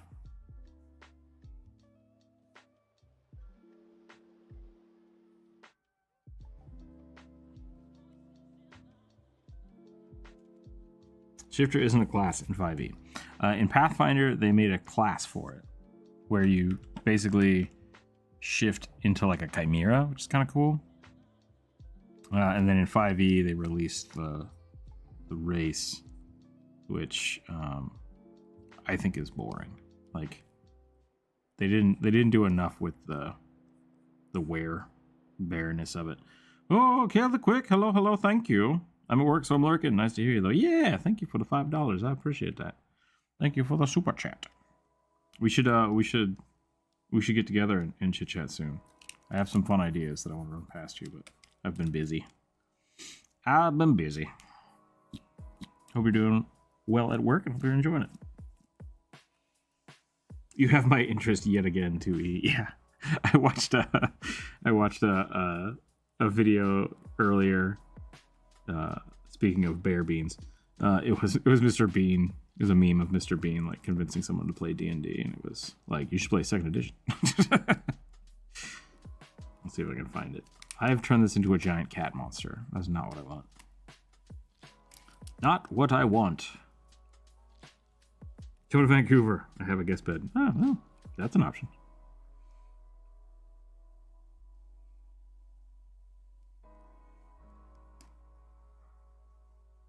What if it's a headless bear? Or if it's like a werebear that turns into the body of a bear but still has like a gnome head? That could be funny. Because I'm not the only one donating. Yeah, Elvin here. I appreciate that too. I don't forget about you. Pathfinder 1st edition. Yeah, Pathfinder 1st edition has the shifter class. which is a great idea for a were creature, like just to be a class. Like I think that's a good way to do it, because then if people want to keep it and not get rid of it, just give them levels in it, right? Like that's a great idea. Like that's how the template system should work, but people don't like to do it that way. I think I've forgotten what bears look like. I may have forgotten what bears look like. I might need some references. I need werebear references. I've made some kind of wombat creature.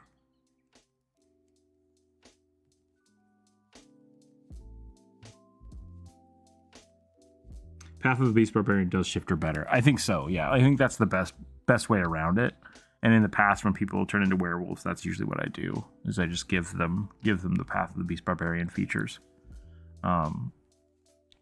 If I don't just straight up turn them into a were creature.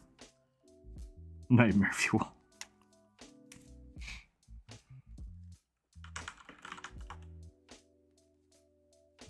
What is this, a werebadger? It does look kind of like a werebadger.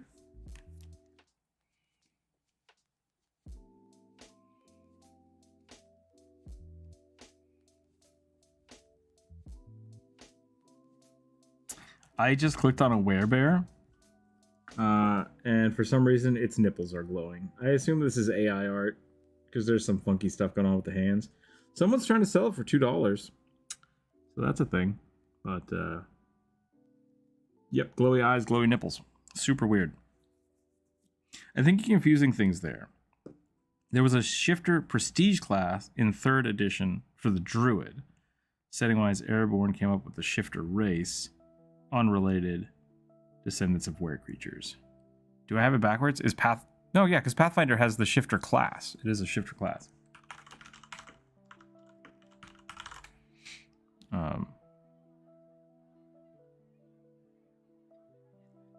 It came out in one of the last, like Into the Wilderness or something, one of the last Pathfinder 1 books before. It actually might have come out after 2nd edition came out.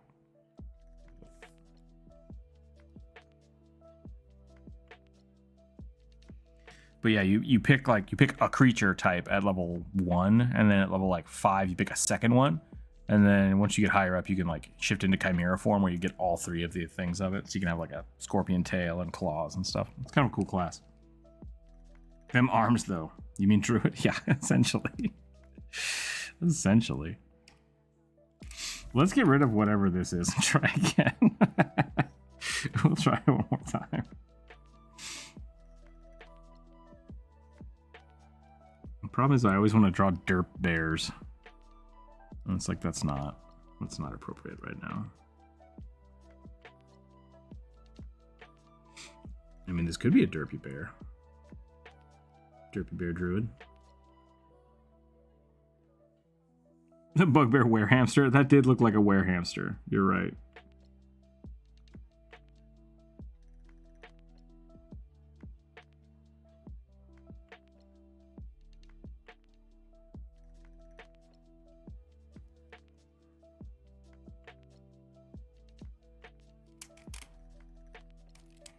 Bears have very flat heads. I always forget about. What kind of ears they got. I like the big round ones.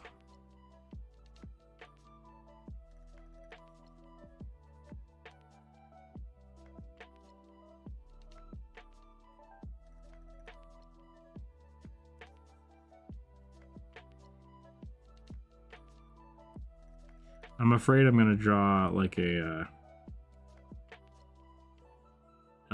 leather daddy version of Teddy Ruxpin, which is not what I want to do. I'm sure that's been done on the internet somewhere.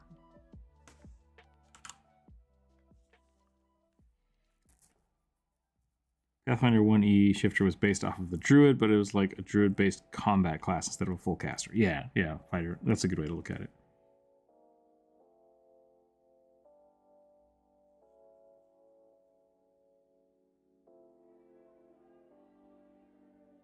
My man could tie his shoes standing up. Yeah. I like making wearer creatures' arms just too long. I don't know why. It just maybe makes it a little more uncanny valley.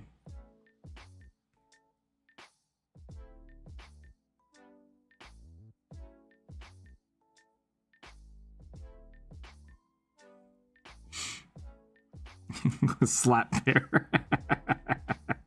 I forgot about slap bear.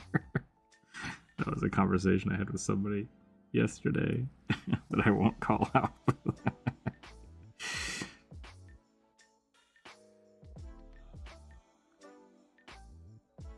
A Care Bear with just a big slap hand on their chest.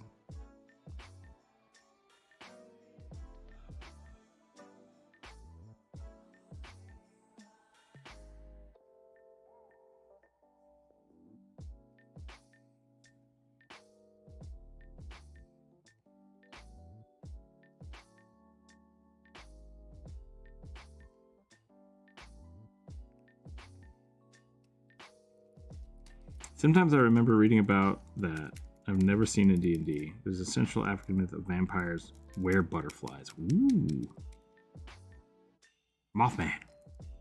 In other words, it's what I would have wanted the Moon Druid to be. Shame they're doing slight adjustments in the new book. Yeah, I mean, yeah, I think so. I think I like where they're going with the Druid because it makes a lot of sense that your power is derived from yourself, not from the animal you're turning into. But I think they are missing kind of a core component of that, of the Druid, because of what they're doing. So I hope they don't. I hope they playtest that a lot and really make it fine tuned. And even if I ever do play 6th edition, I'll probably still let druids just become creatures because I think that's a lot more fun.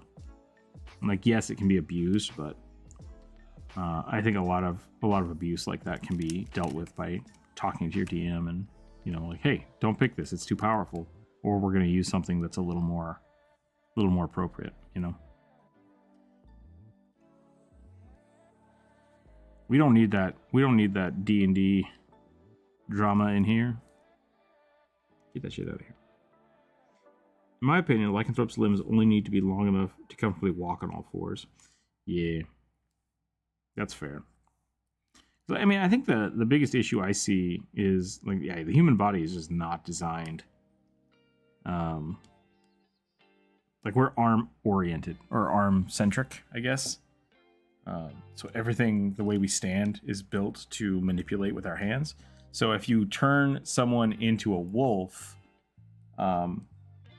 they lose that, right? So that's why I think the top half of them kind of turns into this large creature, but the arms still need to be arm-centric because the human was the base.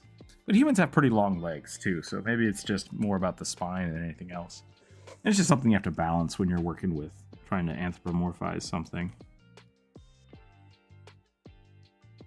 So I don't think there's any real rhyme or reason or any wrong answer to it, but I very much like the long limbs.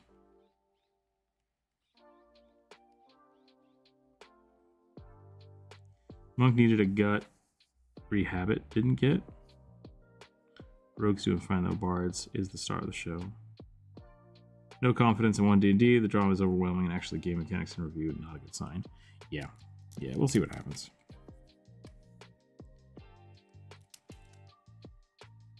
I really do, unfortunately, feel like D&D is kind of out of touch, which is strange. Like, they have a huge, not they, but like D&D has a huge community of people that follow it. So there's no reason they shouldn't be able to get enough feedback to kind of correct their issues. But they just don't seem to. And I'm kind of wondering if that's because of the corporate policies, or if it's an unwillingness to adapt.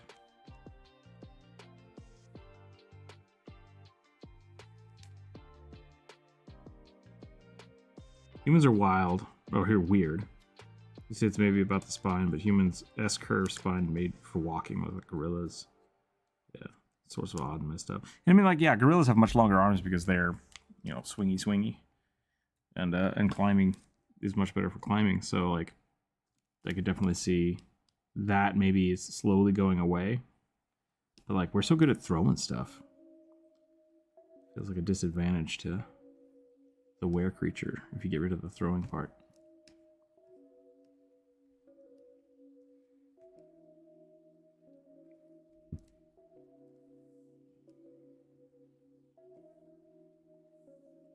I'm just making this a really buff teddy bear monster. I'm not sure what I've done here.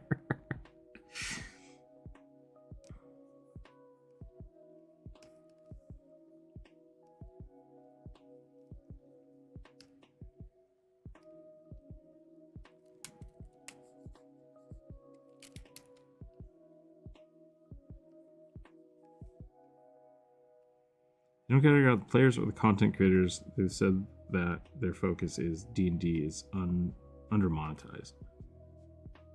Well, the data text rising this, then yeah, exactly. Yeah, and I think that is once again a kind of a factor. I'm not an expert of, you know, the D&D drama. I try to avoid it as much as I can, but I think they're very much trying to make it a monetizable thing. With 4th edition, they did a whole bunch of that, and I really do think that they're the company that they've become is less interested in communicating with their fan base and more interested in appeasing the people that want to spend money, which is a bummer. But considering that whereas like I think Paizo's a lot better at talking to their community and seeing what the community wants, because they'll change up their whole schedule if people are unhappy about things, which is great. Like, oh, people didn't like that? Okay, well, let's go back and take it to the drawing board and try to release that next year sometime. So, I mean, there's definitely other options. And 3.5 isn't going anywhere, I don't think. So, if you're worried about losing your D&D, I wouldn't worry about it too much. But vote with your wallets, yo. Don't buy it. Watsy Suits looking for growth in money-wise while under monetizing content that was made. Yeah. Not everything has the motor control or accuracy to throw things. I'm looking at you, Tarasks. Yep. Yep. Make the head bigger. I could. Right now it is pretty small. It's a pretty tiny bear head. Is that what we should do? Just make it bigger. That really did get away from me, didn't it? It's very tiny. That's better.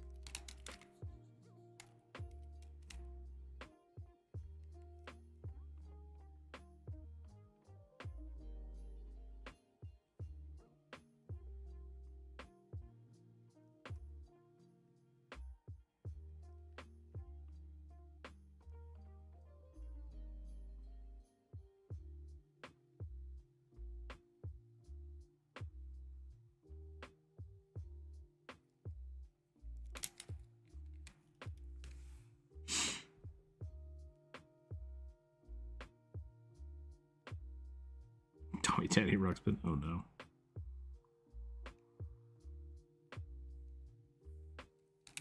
Kind of want to make him a little chunkier. I mean, he's a werebear after all.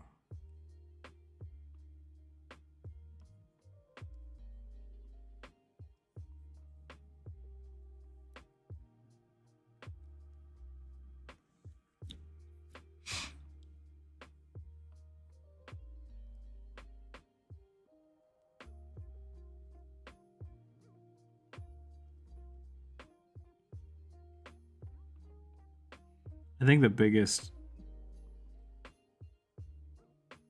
kind of boon that they've done so far for 6th edition is, like, I think they said they were going to try to keep it 5e compatible, because they're like, oh, it's just going to be the same game. And it's like, yeah, sure. We'll see. We'll see what happens.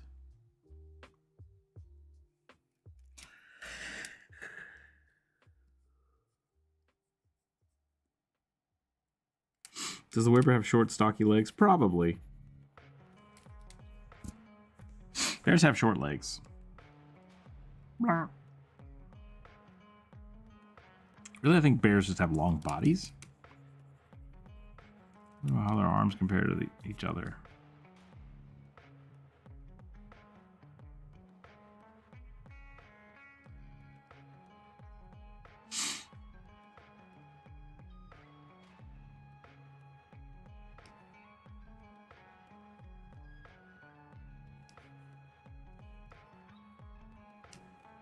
I think we're probably going to call this one here.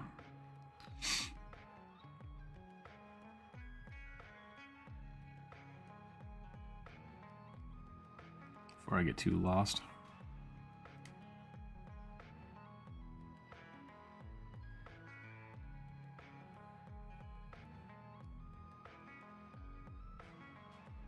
Yeah, I don't think I'm going to draw the legs.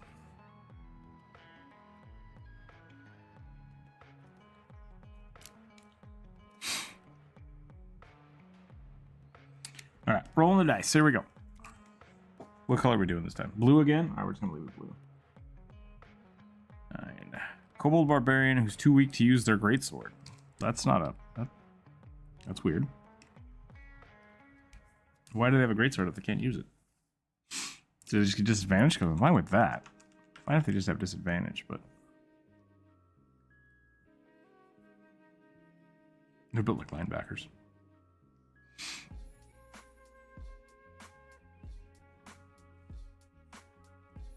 Bears are just like all-terrain vehicles.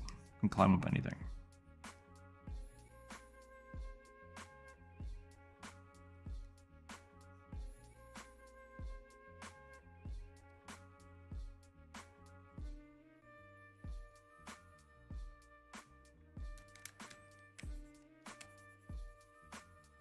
And Tosh says you can change the look of a spell as long as you don't change the effect. Yeah. Yeah. That's how we've always played it. So I think that's important. Like, Tasha's was really just... Tasha's had to come out because so many people were so bent on it eventually being rules as written and nothing else. Tasha's essentially just said, like, it's okay to homebrew a little bit as long as you're not changing the core mechanics or the numbers. Everything else is fine. If you want your fireball to do ice damage, cool. But like it's permanently ice damage then if you do that. That's a different spell. But if you want your fireball to do like D10s instead of D6s, like that's not the it's not the same thing.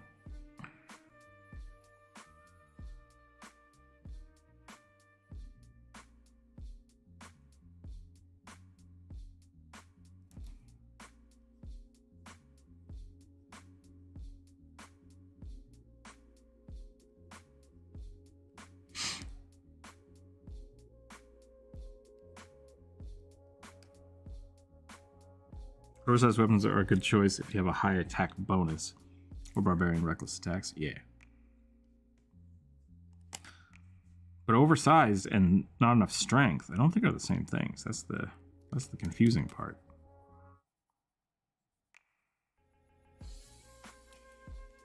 So if you have like a strange weapon, I'm down for that.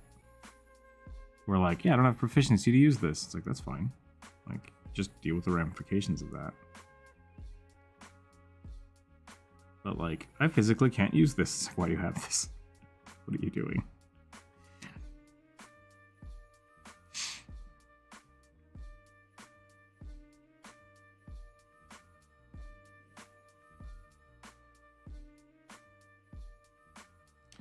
I'm a slimeless or an armless ooze character that uses bows.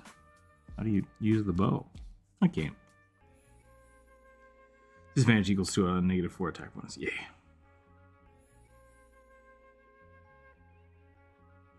My issue with Tasha's as a DM is that most players have no concept of optional rules. They think if it's in the book, it's allowed. Otherwise, you're restricting players' creativity or freedom. Yeah, I generally have the opposite problem. Where people are like, if it's not in the book, then you just can't do it, period. It's just like only in very specific situations. Flavor is free. That's a great way to I love that. I think that's the best way to say it. Like, and somebody in chat once asked me, like, what's an Eldritch Blast look like? It's like, I think it says in the book that it looks like whatever the hell you want. Like, I don't think there's an actual, it's just energy.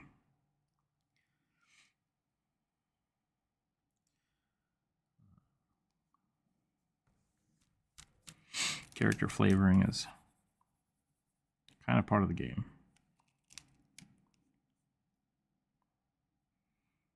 If you want to have a fighter whose sword looks like a waffle iron, great. Maybe I'd use a club instead of a sword, but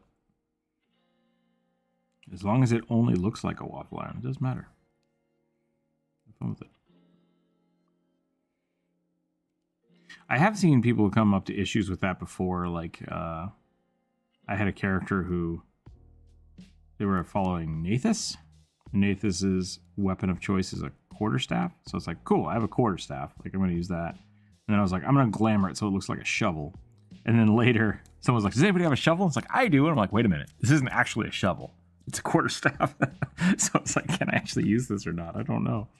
So, Ogren, hello, hello, welcome in.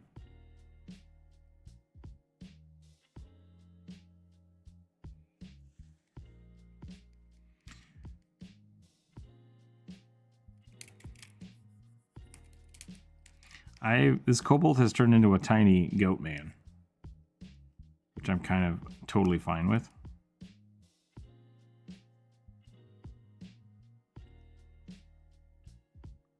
I'll give him little spikes. Kind of want to give him ears.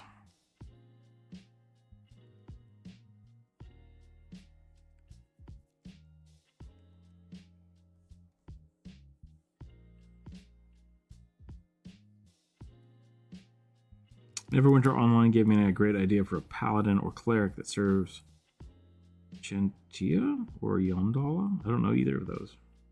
Shields look like feed troughs. Weapons look like farm tools. Okay, I like that. That's a cool idea.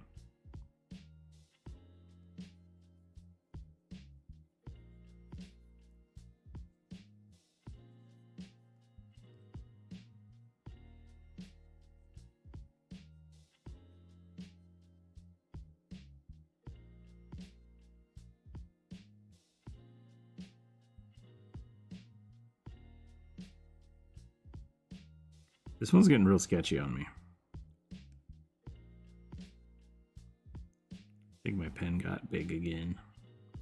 Every time the diameter gets, I don't know what happens, because like I have to hit the bracket buttons to do that. Like, I normally want it like right here. Am I drawing real small? No, no. I don't know what happens.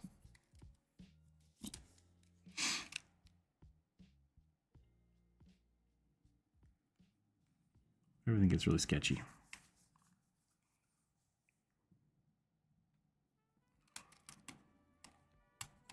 I'm going to start over. This is a funny concept. Not what I want. Not what I want.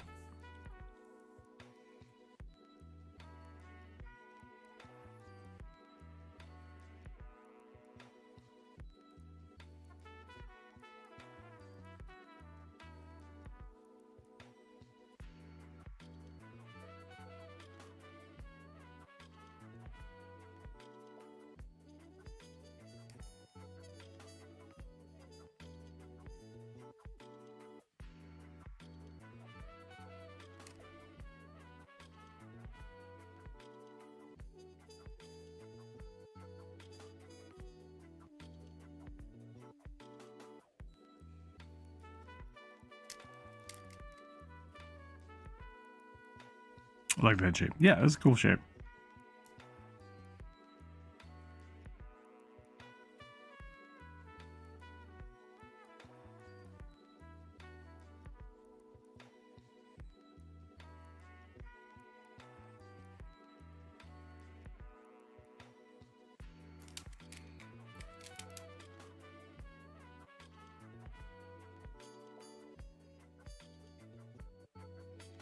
Sometimes you just gotta start over, though.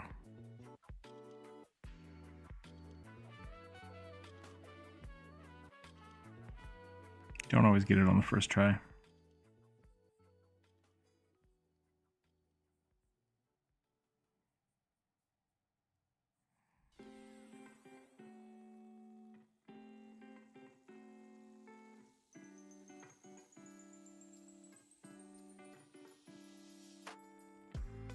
So I'm going to be running my players through a dark forest tomorrow. And in this forest, they have been told that there are were creatures and goblins and fae. And I was thinking about throwing some assassin vines at them. And they eventually are going to have to fight a large blighted creature. And I'm open for suggestions if people have fun ideas.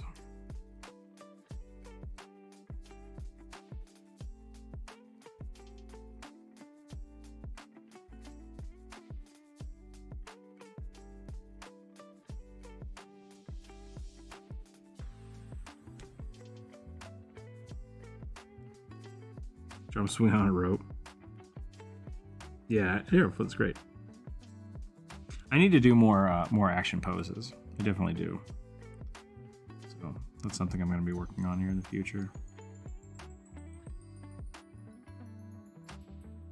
What time is it? Are we doing 1 o'clock? Yeah, we got time. We'll do a few more, so we might get to it today.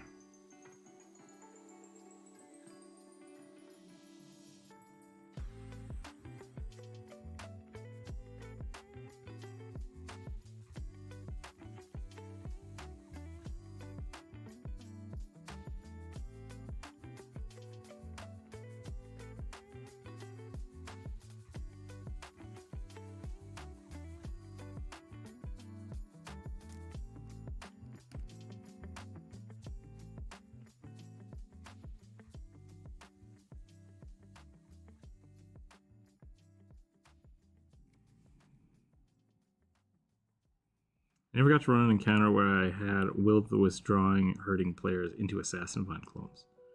Has anybody ever had somebody follow a Will of the Wisp? I feel like people just, they're like, oh nope, not gonna do that. That might not be a bad idea though.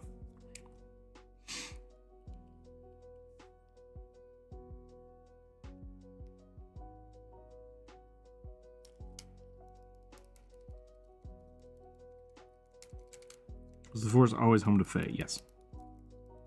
Yeah, this is like a fae-centric forest. Whose is this one? I'm not sure. I'm not sure whose it was. I usually erase the names. Just because of the way that YouTube likes to make me post them. So I only have the suggestions.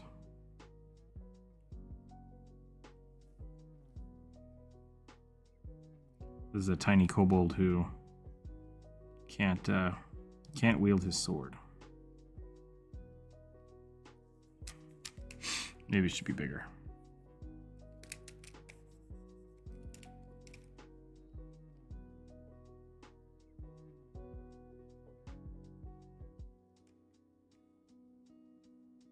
It's just stuck in the ground. Oh.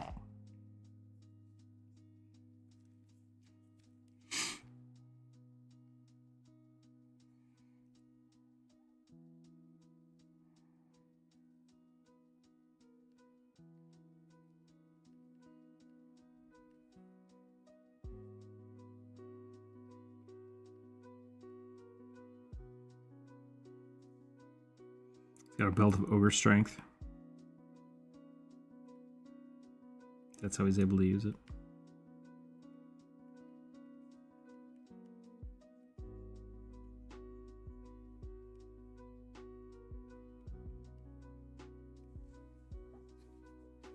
Give him little knee pads.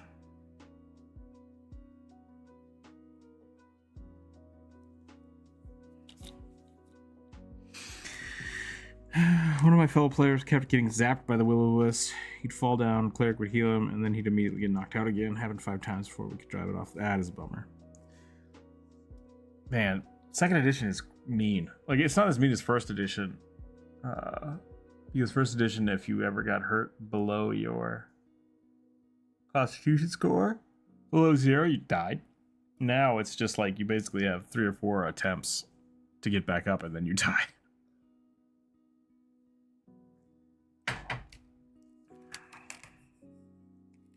The wound system is rough. All right, I think I'm done with this. Let's roll the dice. Roll the dice. 6. Let's redo this poll.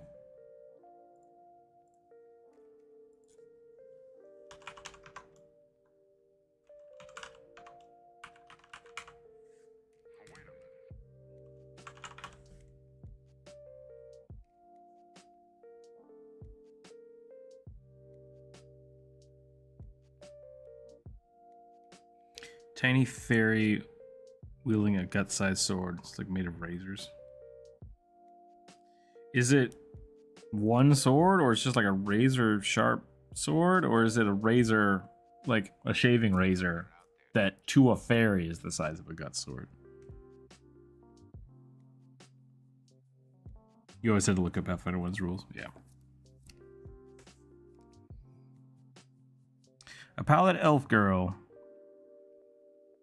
Oh, elf cleric girl. Got it.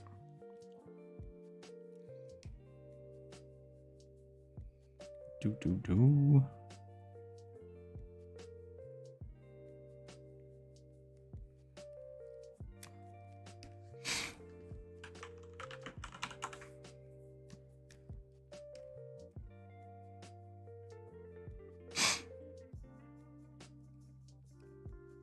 Okay, we're doing blue, right?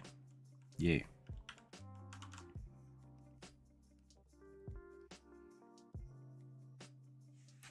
Elves and clerics. Things I like.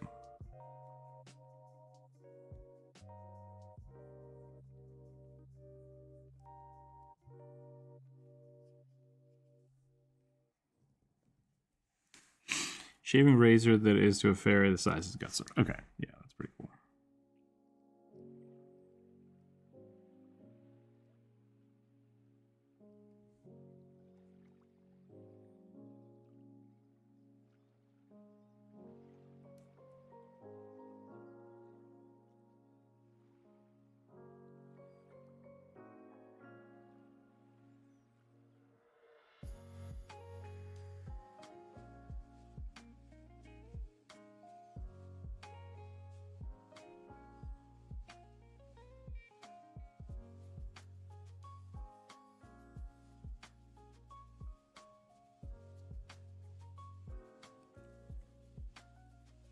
It's hilarious, but it would also hurt a lot. I mean, yeah, razors aren't fun. I watched another video yesterday. I like the author. I don't remember who they were, though. All of them on YouTube. I'll have to think about it. He does a lot of shorts. He was talking about heat metal being a way too strong spell. And I was thinking about it, and like the damage from heat metal is good. Like it's really good, and it's hard to, if someone casts that on you and you can't stop them from concentrating on it, then yeah, it's like, it's bad. But I think the thing people think about is like the metal is so hot that it burns you, right? But technically the way hit points work is it's not physically damaging you. It's uncomfortable and it sucks and it makes you unable to fight until you pass out from it, right? So like, I guess the next question would be, do you automatically take a death save if you're still inside of it after you pass out? I guess so. So it could still kill you really fast.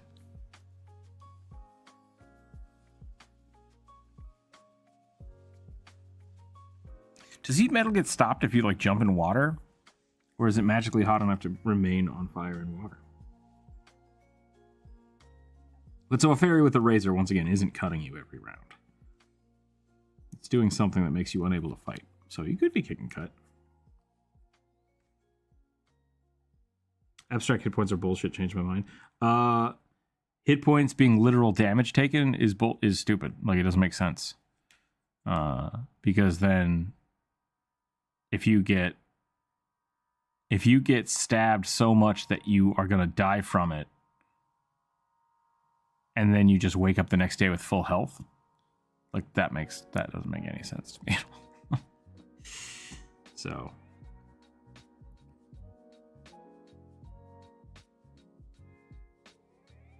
a good example of that is I stabbed him in the eyeball, 12 damage. It's like, I don't think you actually stabbed them in the eyeball. It's like, well, I said I did, so.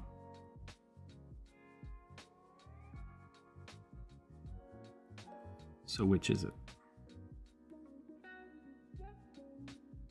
It doesn't get stopped when you're in water. Also has chill metal, which does the same, but for cold damage. If you cast it on metal that's in water, it gets encased in ice. Interesting.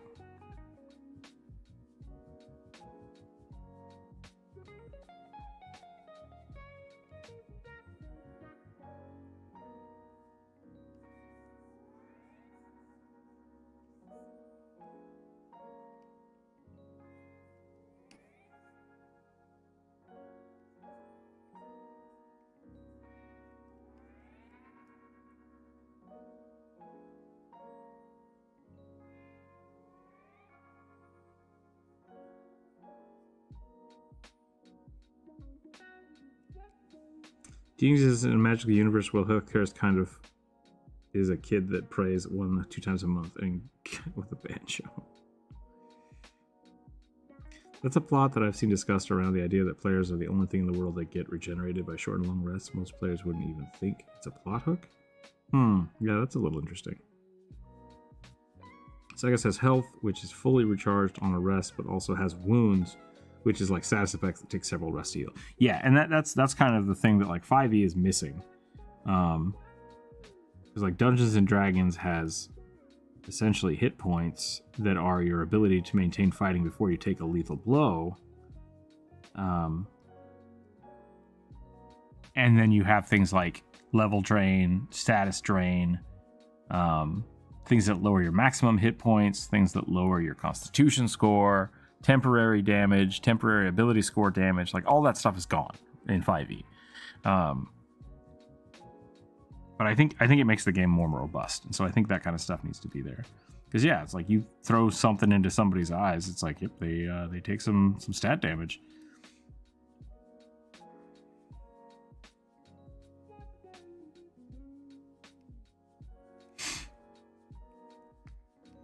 Because otherwise every spell would need to be regeneration, right? Like cure wounds and regeneration are not the same thing.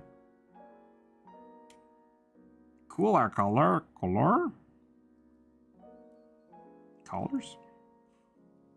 Perhaps your durability as a person is determined by how strong your soul is. It builds the game damage around commoner health is unwise. Yeah, but I mean that's what I'm saying. Like, so hit points is combat readiness, right? So really what it is a commoner doesn't have that fighting spirit. So they're very close to just being stabbed all the time.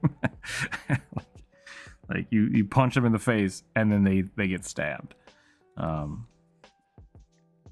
Mechanically, things like AC, hit points, and like flat damage should only really be used for the person. Which is why I'm totally fine with like NPCs. Like I don't even roll for NPCs getting attacked. It's just like, well, this guy dies. It's like the orc walks up, just kills that baker. Like the baker did not stand a chance. They were not prepared.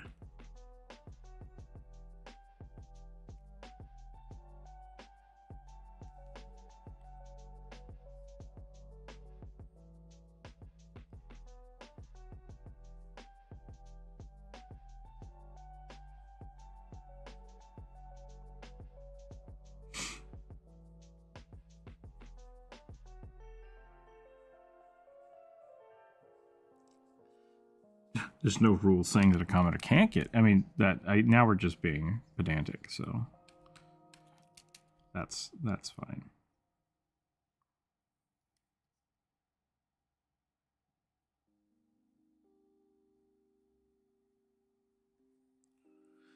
It is fun when you're narrating to say like, you know, the sword just grazes you or cuts you a little bit, and it's like, oh, that feels way more impactful than you take 5 damage and you're fine.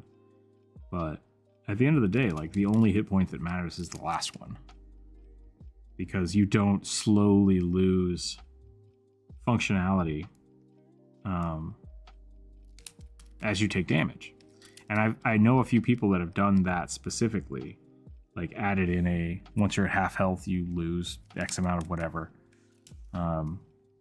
Specifically, like, I think you lose strength score as your health goes down. I wasn't a big fan of that, because it feels like you're just being punished for taking damage. So yeah, hit points don't make a lot of sense, because it needs to be gamified. Like, hit points need to be gamified.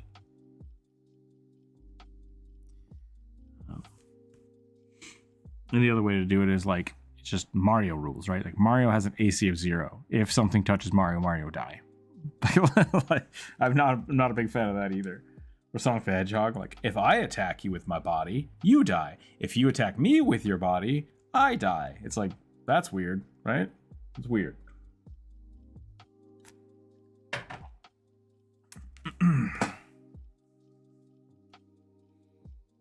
Be prepared, yeah. It's never about the rules that aren't. It's about the rules exist and what makes sense within the context. That's how you homebrew without context. Yeah, that's fair. Does it make sense that a 1PC doesn't get one-shotted unanimously? I would like to think that life experience gives them HP. I mean, you can give them levels so that they have that. I think that's fair. Like, if an NPC is an old retired soldier, I like my barkeeps to have 1 or 2 levels in fighter, just because they're used to brawling with people.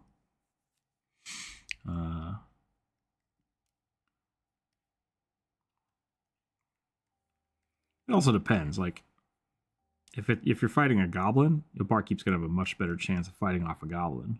But if a goblin stabs a barkeep, you know, there's a very good chance they're gonna die from it.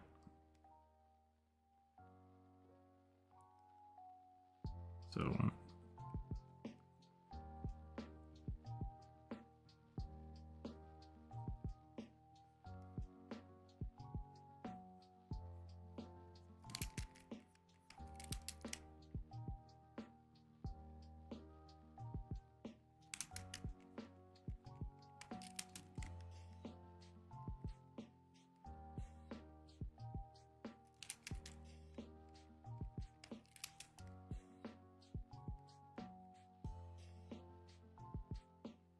why don't commoners have class levels? Lazy DMs. Yep. That is why. You can give, there's a bunch of really cool books out there that have commoner levels, like aristocrat, merchant. Yeah. Do it. It makes the game way more fun.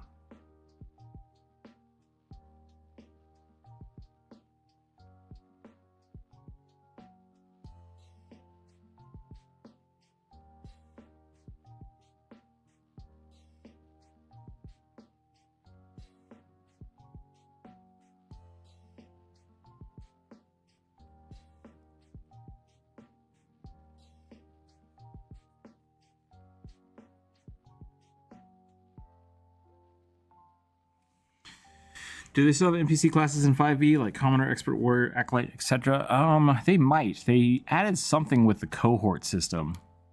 They might have re-added some of those. I'm not sure. Every D&D tavern should have one bouncer who's like a level 3 to deal with the adventurers. Yeah. Especially like magic vendors, people that sell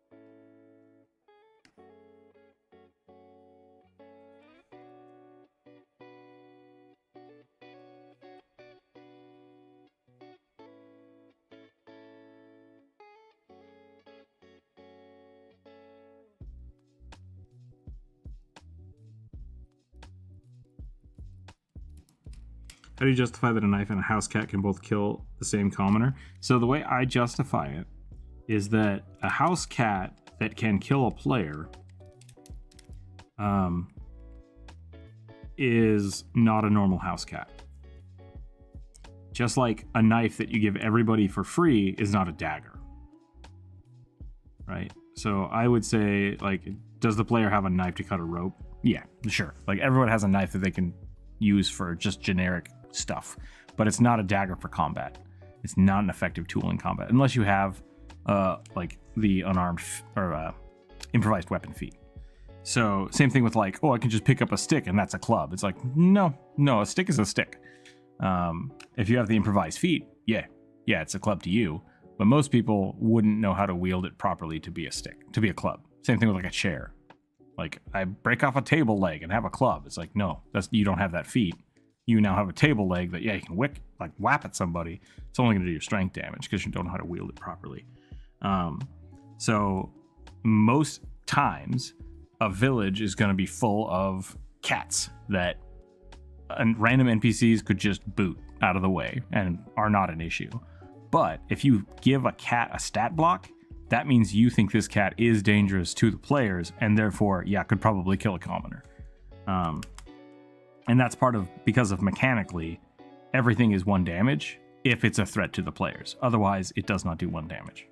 So minimum damage is minimum damage if it's a threat. That's how I justify it. Are we talking dire cats or like gross mousers? Yeah, I mean, yeah, essentially. It's an improvised weapon, not a true weapon. Exactly. So yeah, if you have like some feral cat or like it's just you've cornered it to the point where it becomes this wild rabid beast, yeah, maybe you can kill a commoner. But it's the same thing with like if a commoner falls off of a bookshelf, falls 5 feet and dies. You can absolutely die. People can die from falling 5 feet. Most people won't. So if it's not a fall that is dangerous, they're fine. But yeah.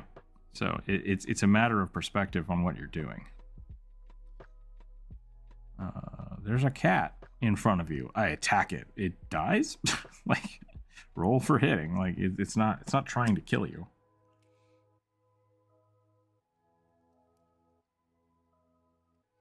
And that's why I would, and that's the other reason that like hit points, I think there should be a lot more non-lethal versus lethal hit points. Because yeah, like a cat doing minimum damage to you 1 is at level 1, like, dang it, my arm. And now you're less good at fighting, but you're not actually like grievously wounded, right? So the only hit points that matters is the last one. Some people just break their legs stepping off the curb. Yeah, we're more fragile than you like to admit. That's very true. One of my teachers when I was in middle school broke her arm walking into the library. Like she grabbed the doorknob wrong and it broke her wrist. So yeah, cats can kill people.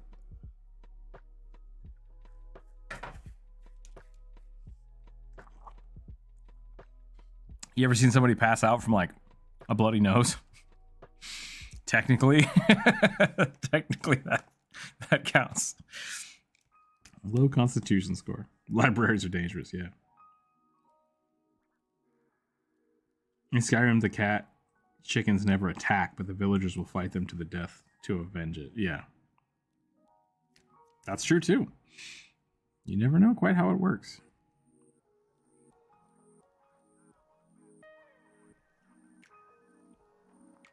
So that's, I think that just to reiterate that, once again, if someone is not fighting to the death, no damage should be done, right? Like, unless it is legitimately a threat to you. And I think a good way to do that with cats especially is like, it's not fun trying to bathe a cat. Even if you love that cat, the cat will scratch you. You're not in danger. You still have to wrestle with it, make it, try to give it a bath. You can get pretty scratched up, but you're not in any danger. Most deadly animals in North America. I'm pretty sure it's a moose. Moose or a dog. I can't remember which.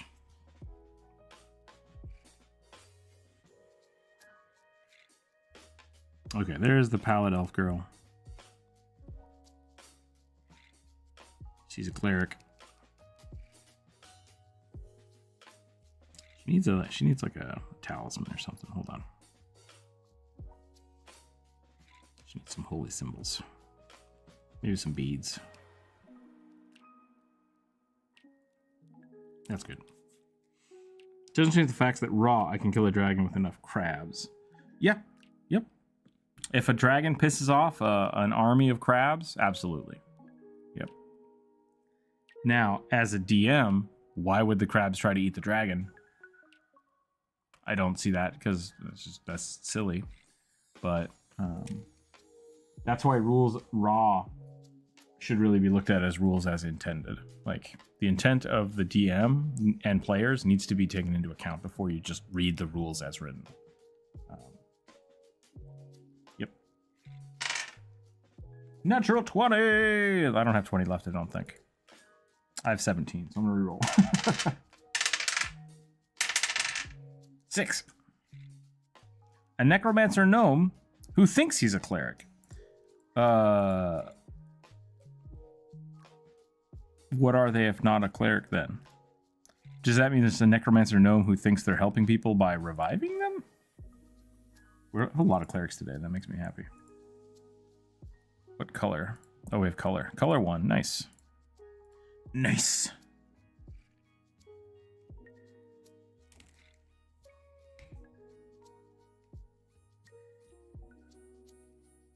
We might have time for one more after this, so...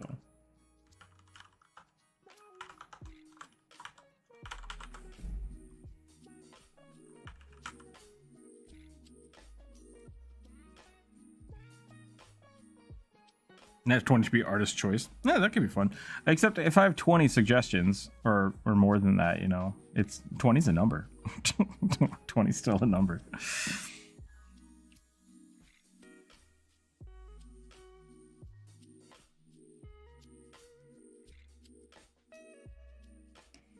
I'm gonna give this guy a wicked coif of hair. Or a hat. I could give him a hat.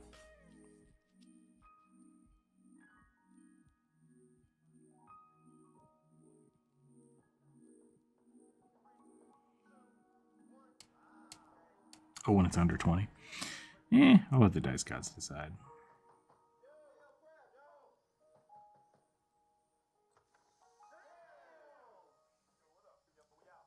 The rules as written instead of raw is that... Oh, rules as intent, yeah.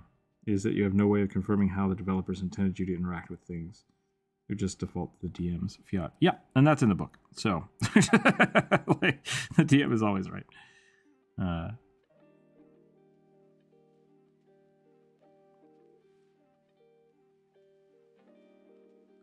I really do think, like, it's not always the case, which is a bummer, but the DM should be looking out for the players, like, trying to make the players have the most fun, so...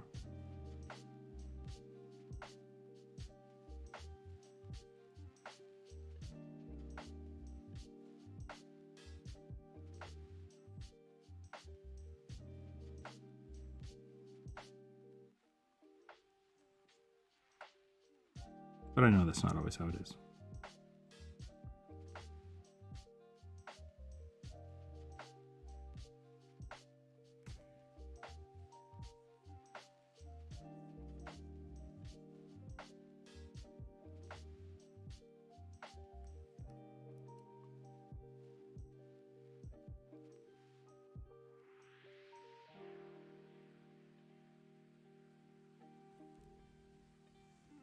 Even the developers can't agree with sometimes. Yeah, and like there's always an interesting, like, I really like addendums when they add addendums to the game, because they're just like, we realize that this says this but was intended this, and that's why I think like Jeremy Crawford has done a great job of like answering people's questions on Twitter. Like, that's super cool. That's the thing that I'm like, the developers care because they will talk to the community, but then that level of community interaction isn't how WotC develops stuff. It's very strange. It's like, Crawford, great. WotC, not great. Really, like, the rules should be set and understandable enough to follow without the whole system crumbling. Yeah. that I think that's kind of how it is. And I think the issue that you're talking about is when people take it super literally. Like that's what I'm arguing, because like the D20 guy, not D20 guy, the D&D Shorts guy, whose name I don't know. I should probably learn his name. Has talked about standing a 5 foot square, right? A 5 foot square is the movement location. Where do you stand in that 5 foot square? Technically, you could stand at the top of the 5 foot square and fall 5 feet to the bottom of it. And it's just like, that's not like, it's such an flagrant disregard for the system. And it always feels purposefully trolling to me, and I don't like that. Will, okay, super nice. Got it. I want to fight him a little bit. He makes such good antagonizing content. It drives me up the wall.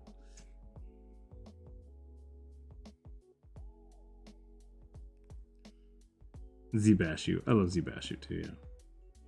Any build that needs the word technically doesn't count at my table. Yeah, exactly. Like that's kind of my thought as well.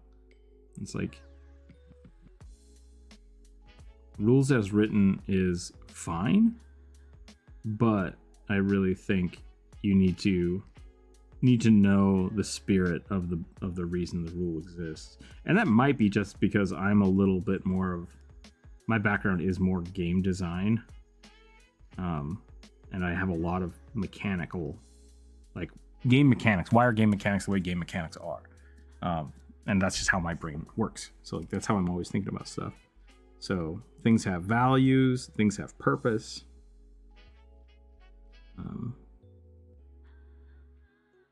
Like the fireball thing. Like fireball is overpowered. It is overpowered. It is a known. And they leave it in on purpose. Nothing else should have the same power as a fireball unless you want it to be purposefully overpowered.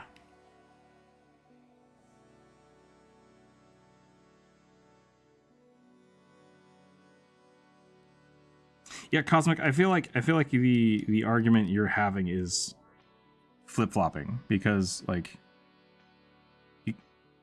when I say technically, that to me means you are stretching the rules for your advantage by using the rules as written. So I don't know where this conversation is going to go, because I feel like we're both kind of in agreement, but not. Which could be a ton of fun, but that's not the world I built. Yeah. The peasant railgun. Yeah, the peasant railgun drives me crazy. Because like I said, it's a mechanical thing, right? Like when you say all the things happen in the course of 6 seconds, that is a mechanical thing to track the passage of time. Because if that were true, technically everybody moves at the same time. Every action happens at the same time, and that would be horrible to track in a board game. So the peasant railgun works technically, like because of the way the mechanics are built to let people track the passage of time. Technically, it works. That's stupid. Like that's not the intent of it. The intent of it is to track time, not allow people to do things. Because this is a really good example of this mechanic breakdown. If everybody is in a cart and the cart is traveling 1,000 miles an hour in D&D, or let's just say 200 feet, 120 feet, I think, maybe 100 feet is the actual travel distance of like a horse carrying a cart. In 6 seconds, this cart will travel 100 feet this way. But on the rogue's turn, the rogue can jump off, walk around the cart, do all this stuff, stab a guy, and jump back in the cart. And then the cart progresses, right?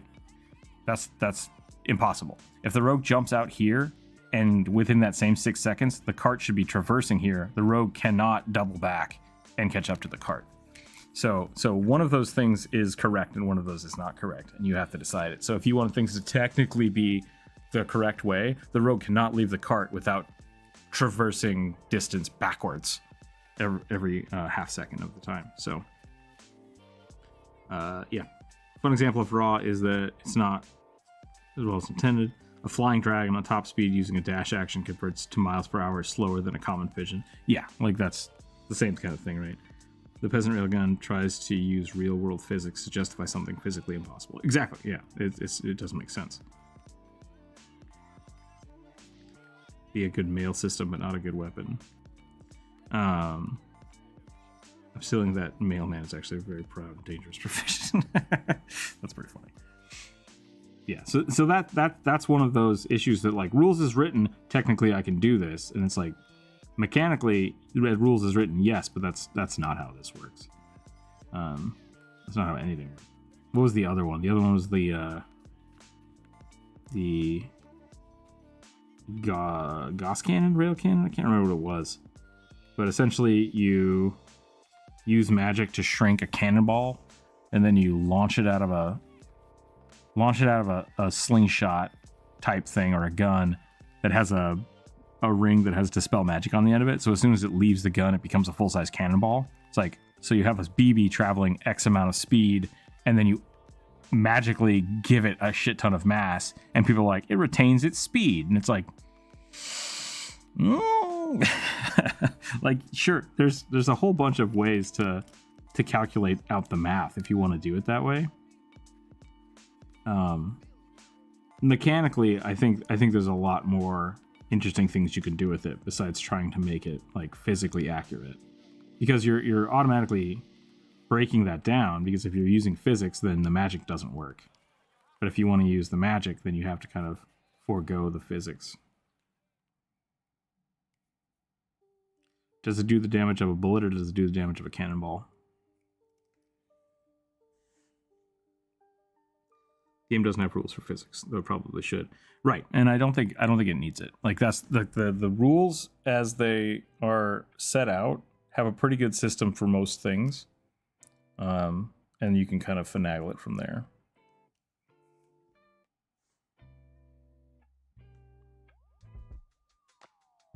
The Gauss cannon would not fly my tip, yeah.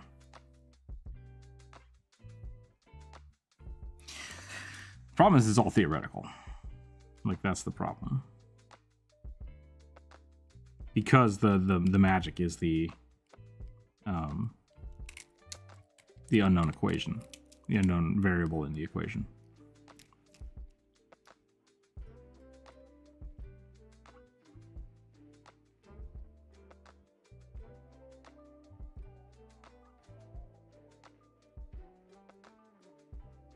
A world where the characters know all the rules of D&D.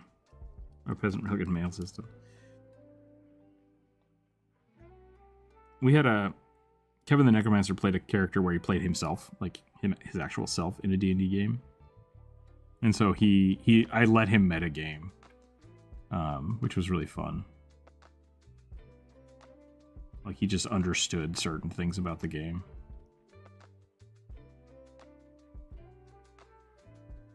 I'm gonna give him a big old pompadour.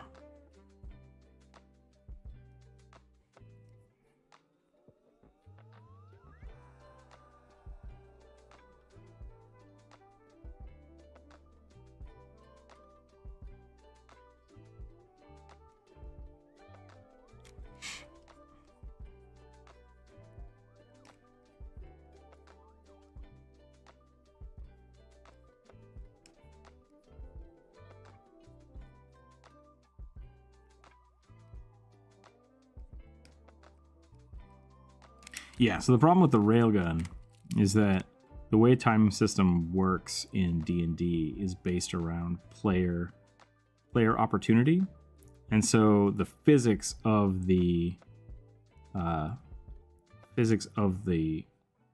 thing you're throwing, right, the thing you're putting in the rail cannon, is foregone.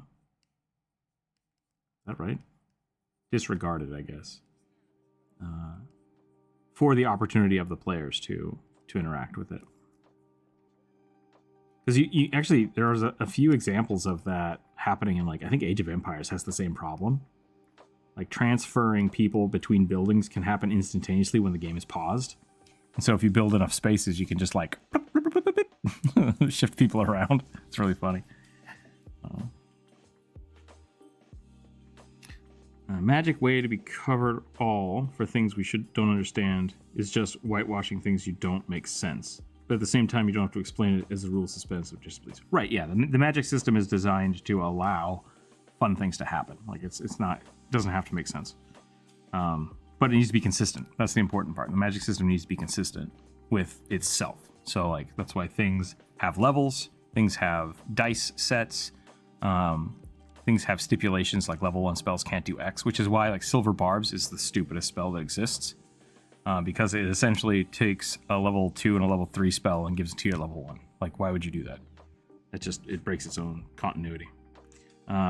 Which is why it's broken. That's why it's broken.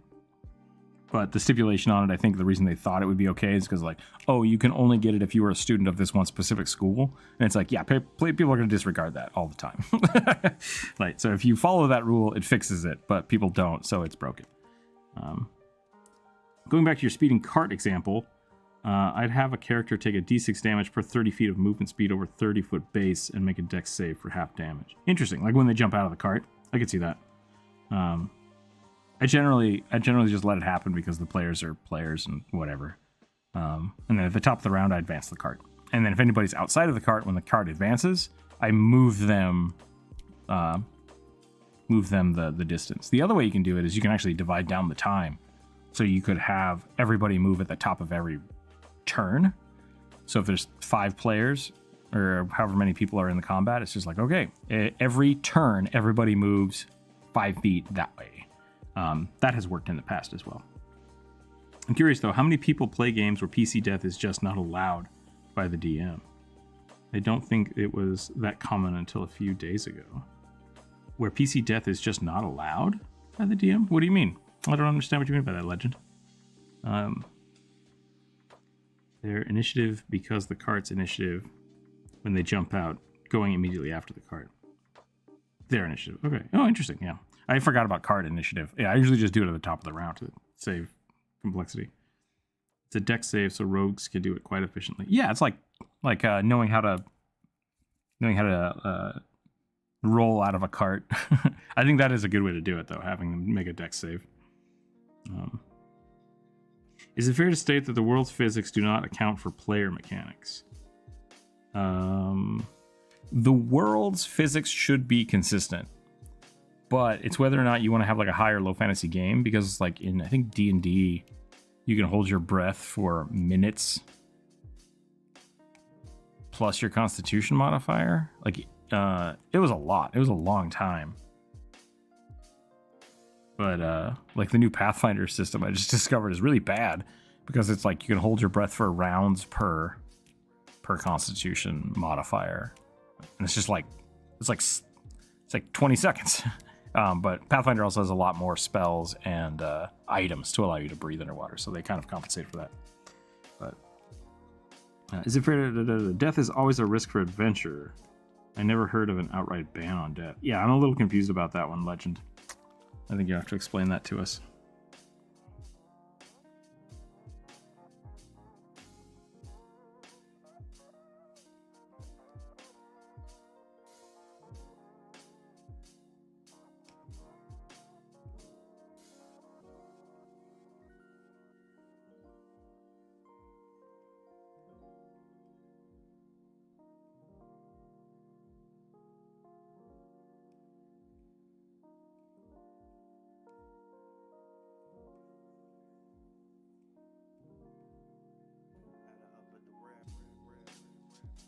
Even in a low magic game, a barbarian can survive falling off a cliff. Yeah. Damage should be added to effects and used in conjunction with water. I don't know if the water was pure or not.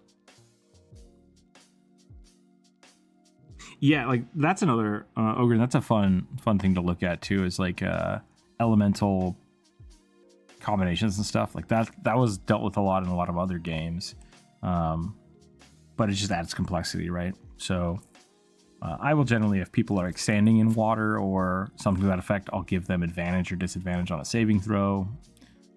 Things like that. If they're on fire and you're trying to put them out, I'll give you like advantage on using a water spell on them to do that. I think that kind of stuff is fun. But yeah, it's not in the game because it just adds complexity. Some people in the Discord server thought PC deaths shouldn't be a thing because it will ruin the story, which just baffled me, both the storytelling and game design. Yeah, I think that's that is probably just them. I think player death is great.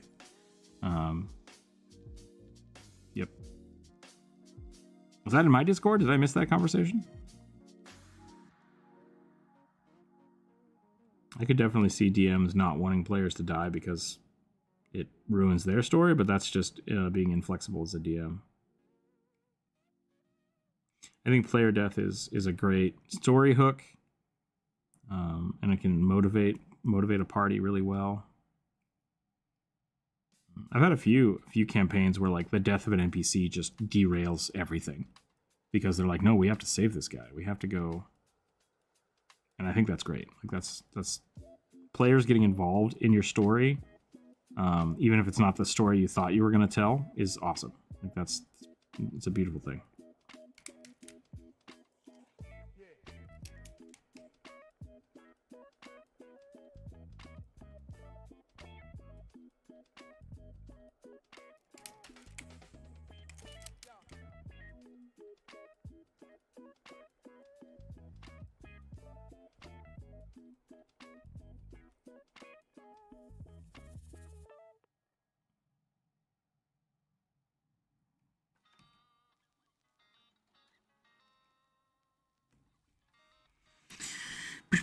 Sounds like someone whose favorite PC or NPC was killed too many times. That could be.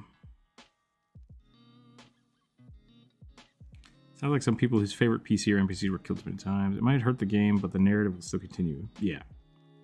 I think dying maybe needs to be changed a bit, so you aren't just waiting and rolling dice, but still good. That's interesting, Dale. I think there've been a few different ways to do, like, the D&D's death save system I originally really didn't like. Because the dragon decides to bite you in half and you die, but you're unconscious. So maybe you can just kind of will yourself back. Right? It's just like, dang it, no. So the 5e, because 5e is the same thing. Someone drops a moon on you, unless you're using the massive damage rules, you're just unconscious. So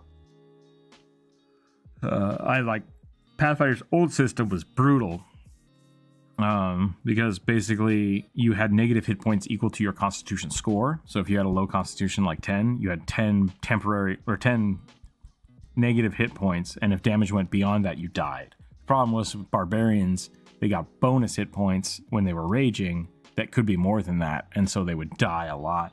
And that wasn't like, oh, you get knocked down. It's just death. It's just character death. So, no, it wasn't a personal one. I try not to kill players personally, but it happens. Also makes the downtime activities to find components for resurrection spells. Yeah, I think that's fine. Mortal counter system. I don't know what that one is. You know?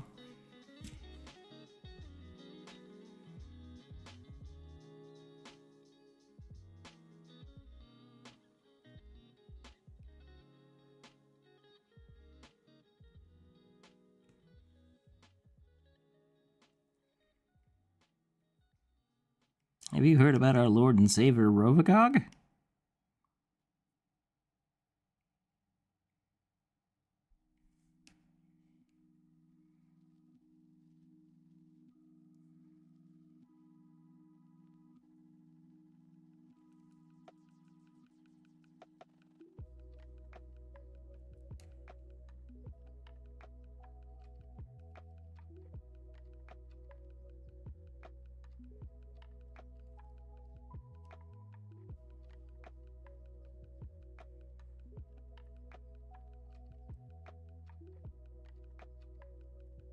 Yeah, Legend, there's that too. Like, you can do that kind of stuff. I kind of like doing that. Usually when a character dies, not just gets knocked out, but dies, I'll usually try to find a way to like work that into the story, right? Like death should have some consequences, whether it's sometimes it's good, sometimes it's bad, depending on what happens.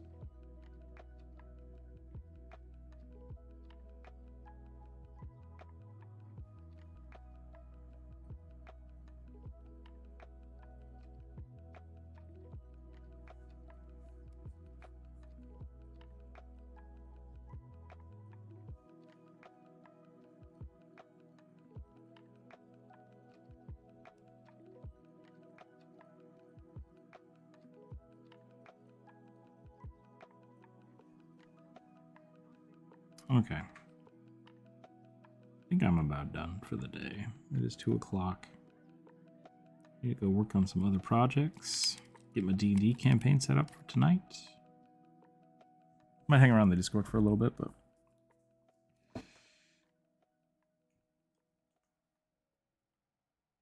Like, damage kind of doesn't... Yeah, Cosmic, that's what I was talking about earlier. The only hit point that matters is the last one. Like, that's what we were talking about earlier. How common is resurrect magic in your world? Yep, that's a great question too. Because yeah, it could be that you don't want to resurrect people. It could be that you want death to be very, very hard to circumvent.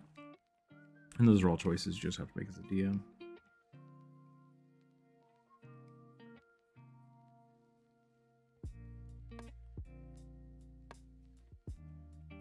My players always take gentle repose because they're weird like that. Oh, they died. Gentle repose, put them in a bag. I think that is where we're going to call it, though. Thank you, everybody, for hanging out today. I hope you had a wonderful, wonderful time.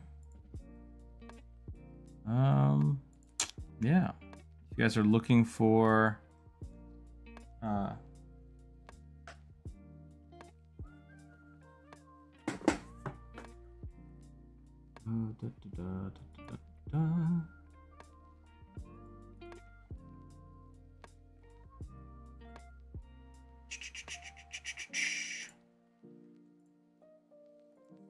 Okay, there we go. So yeah, let's see if there's anybody around who we can jump in and raid.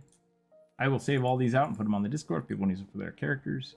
I'll put up a new post on Sunday so people can post their characters if you didn't get them drawn this week. What else happened? The tile sets are available on Etsy or on Discord, or on Patreon also. So yeah, let's see who's around.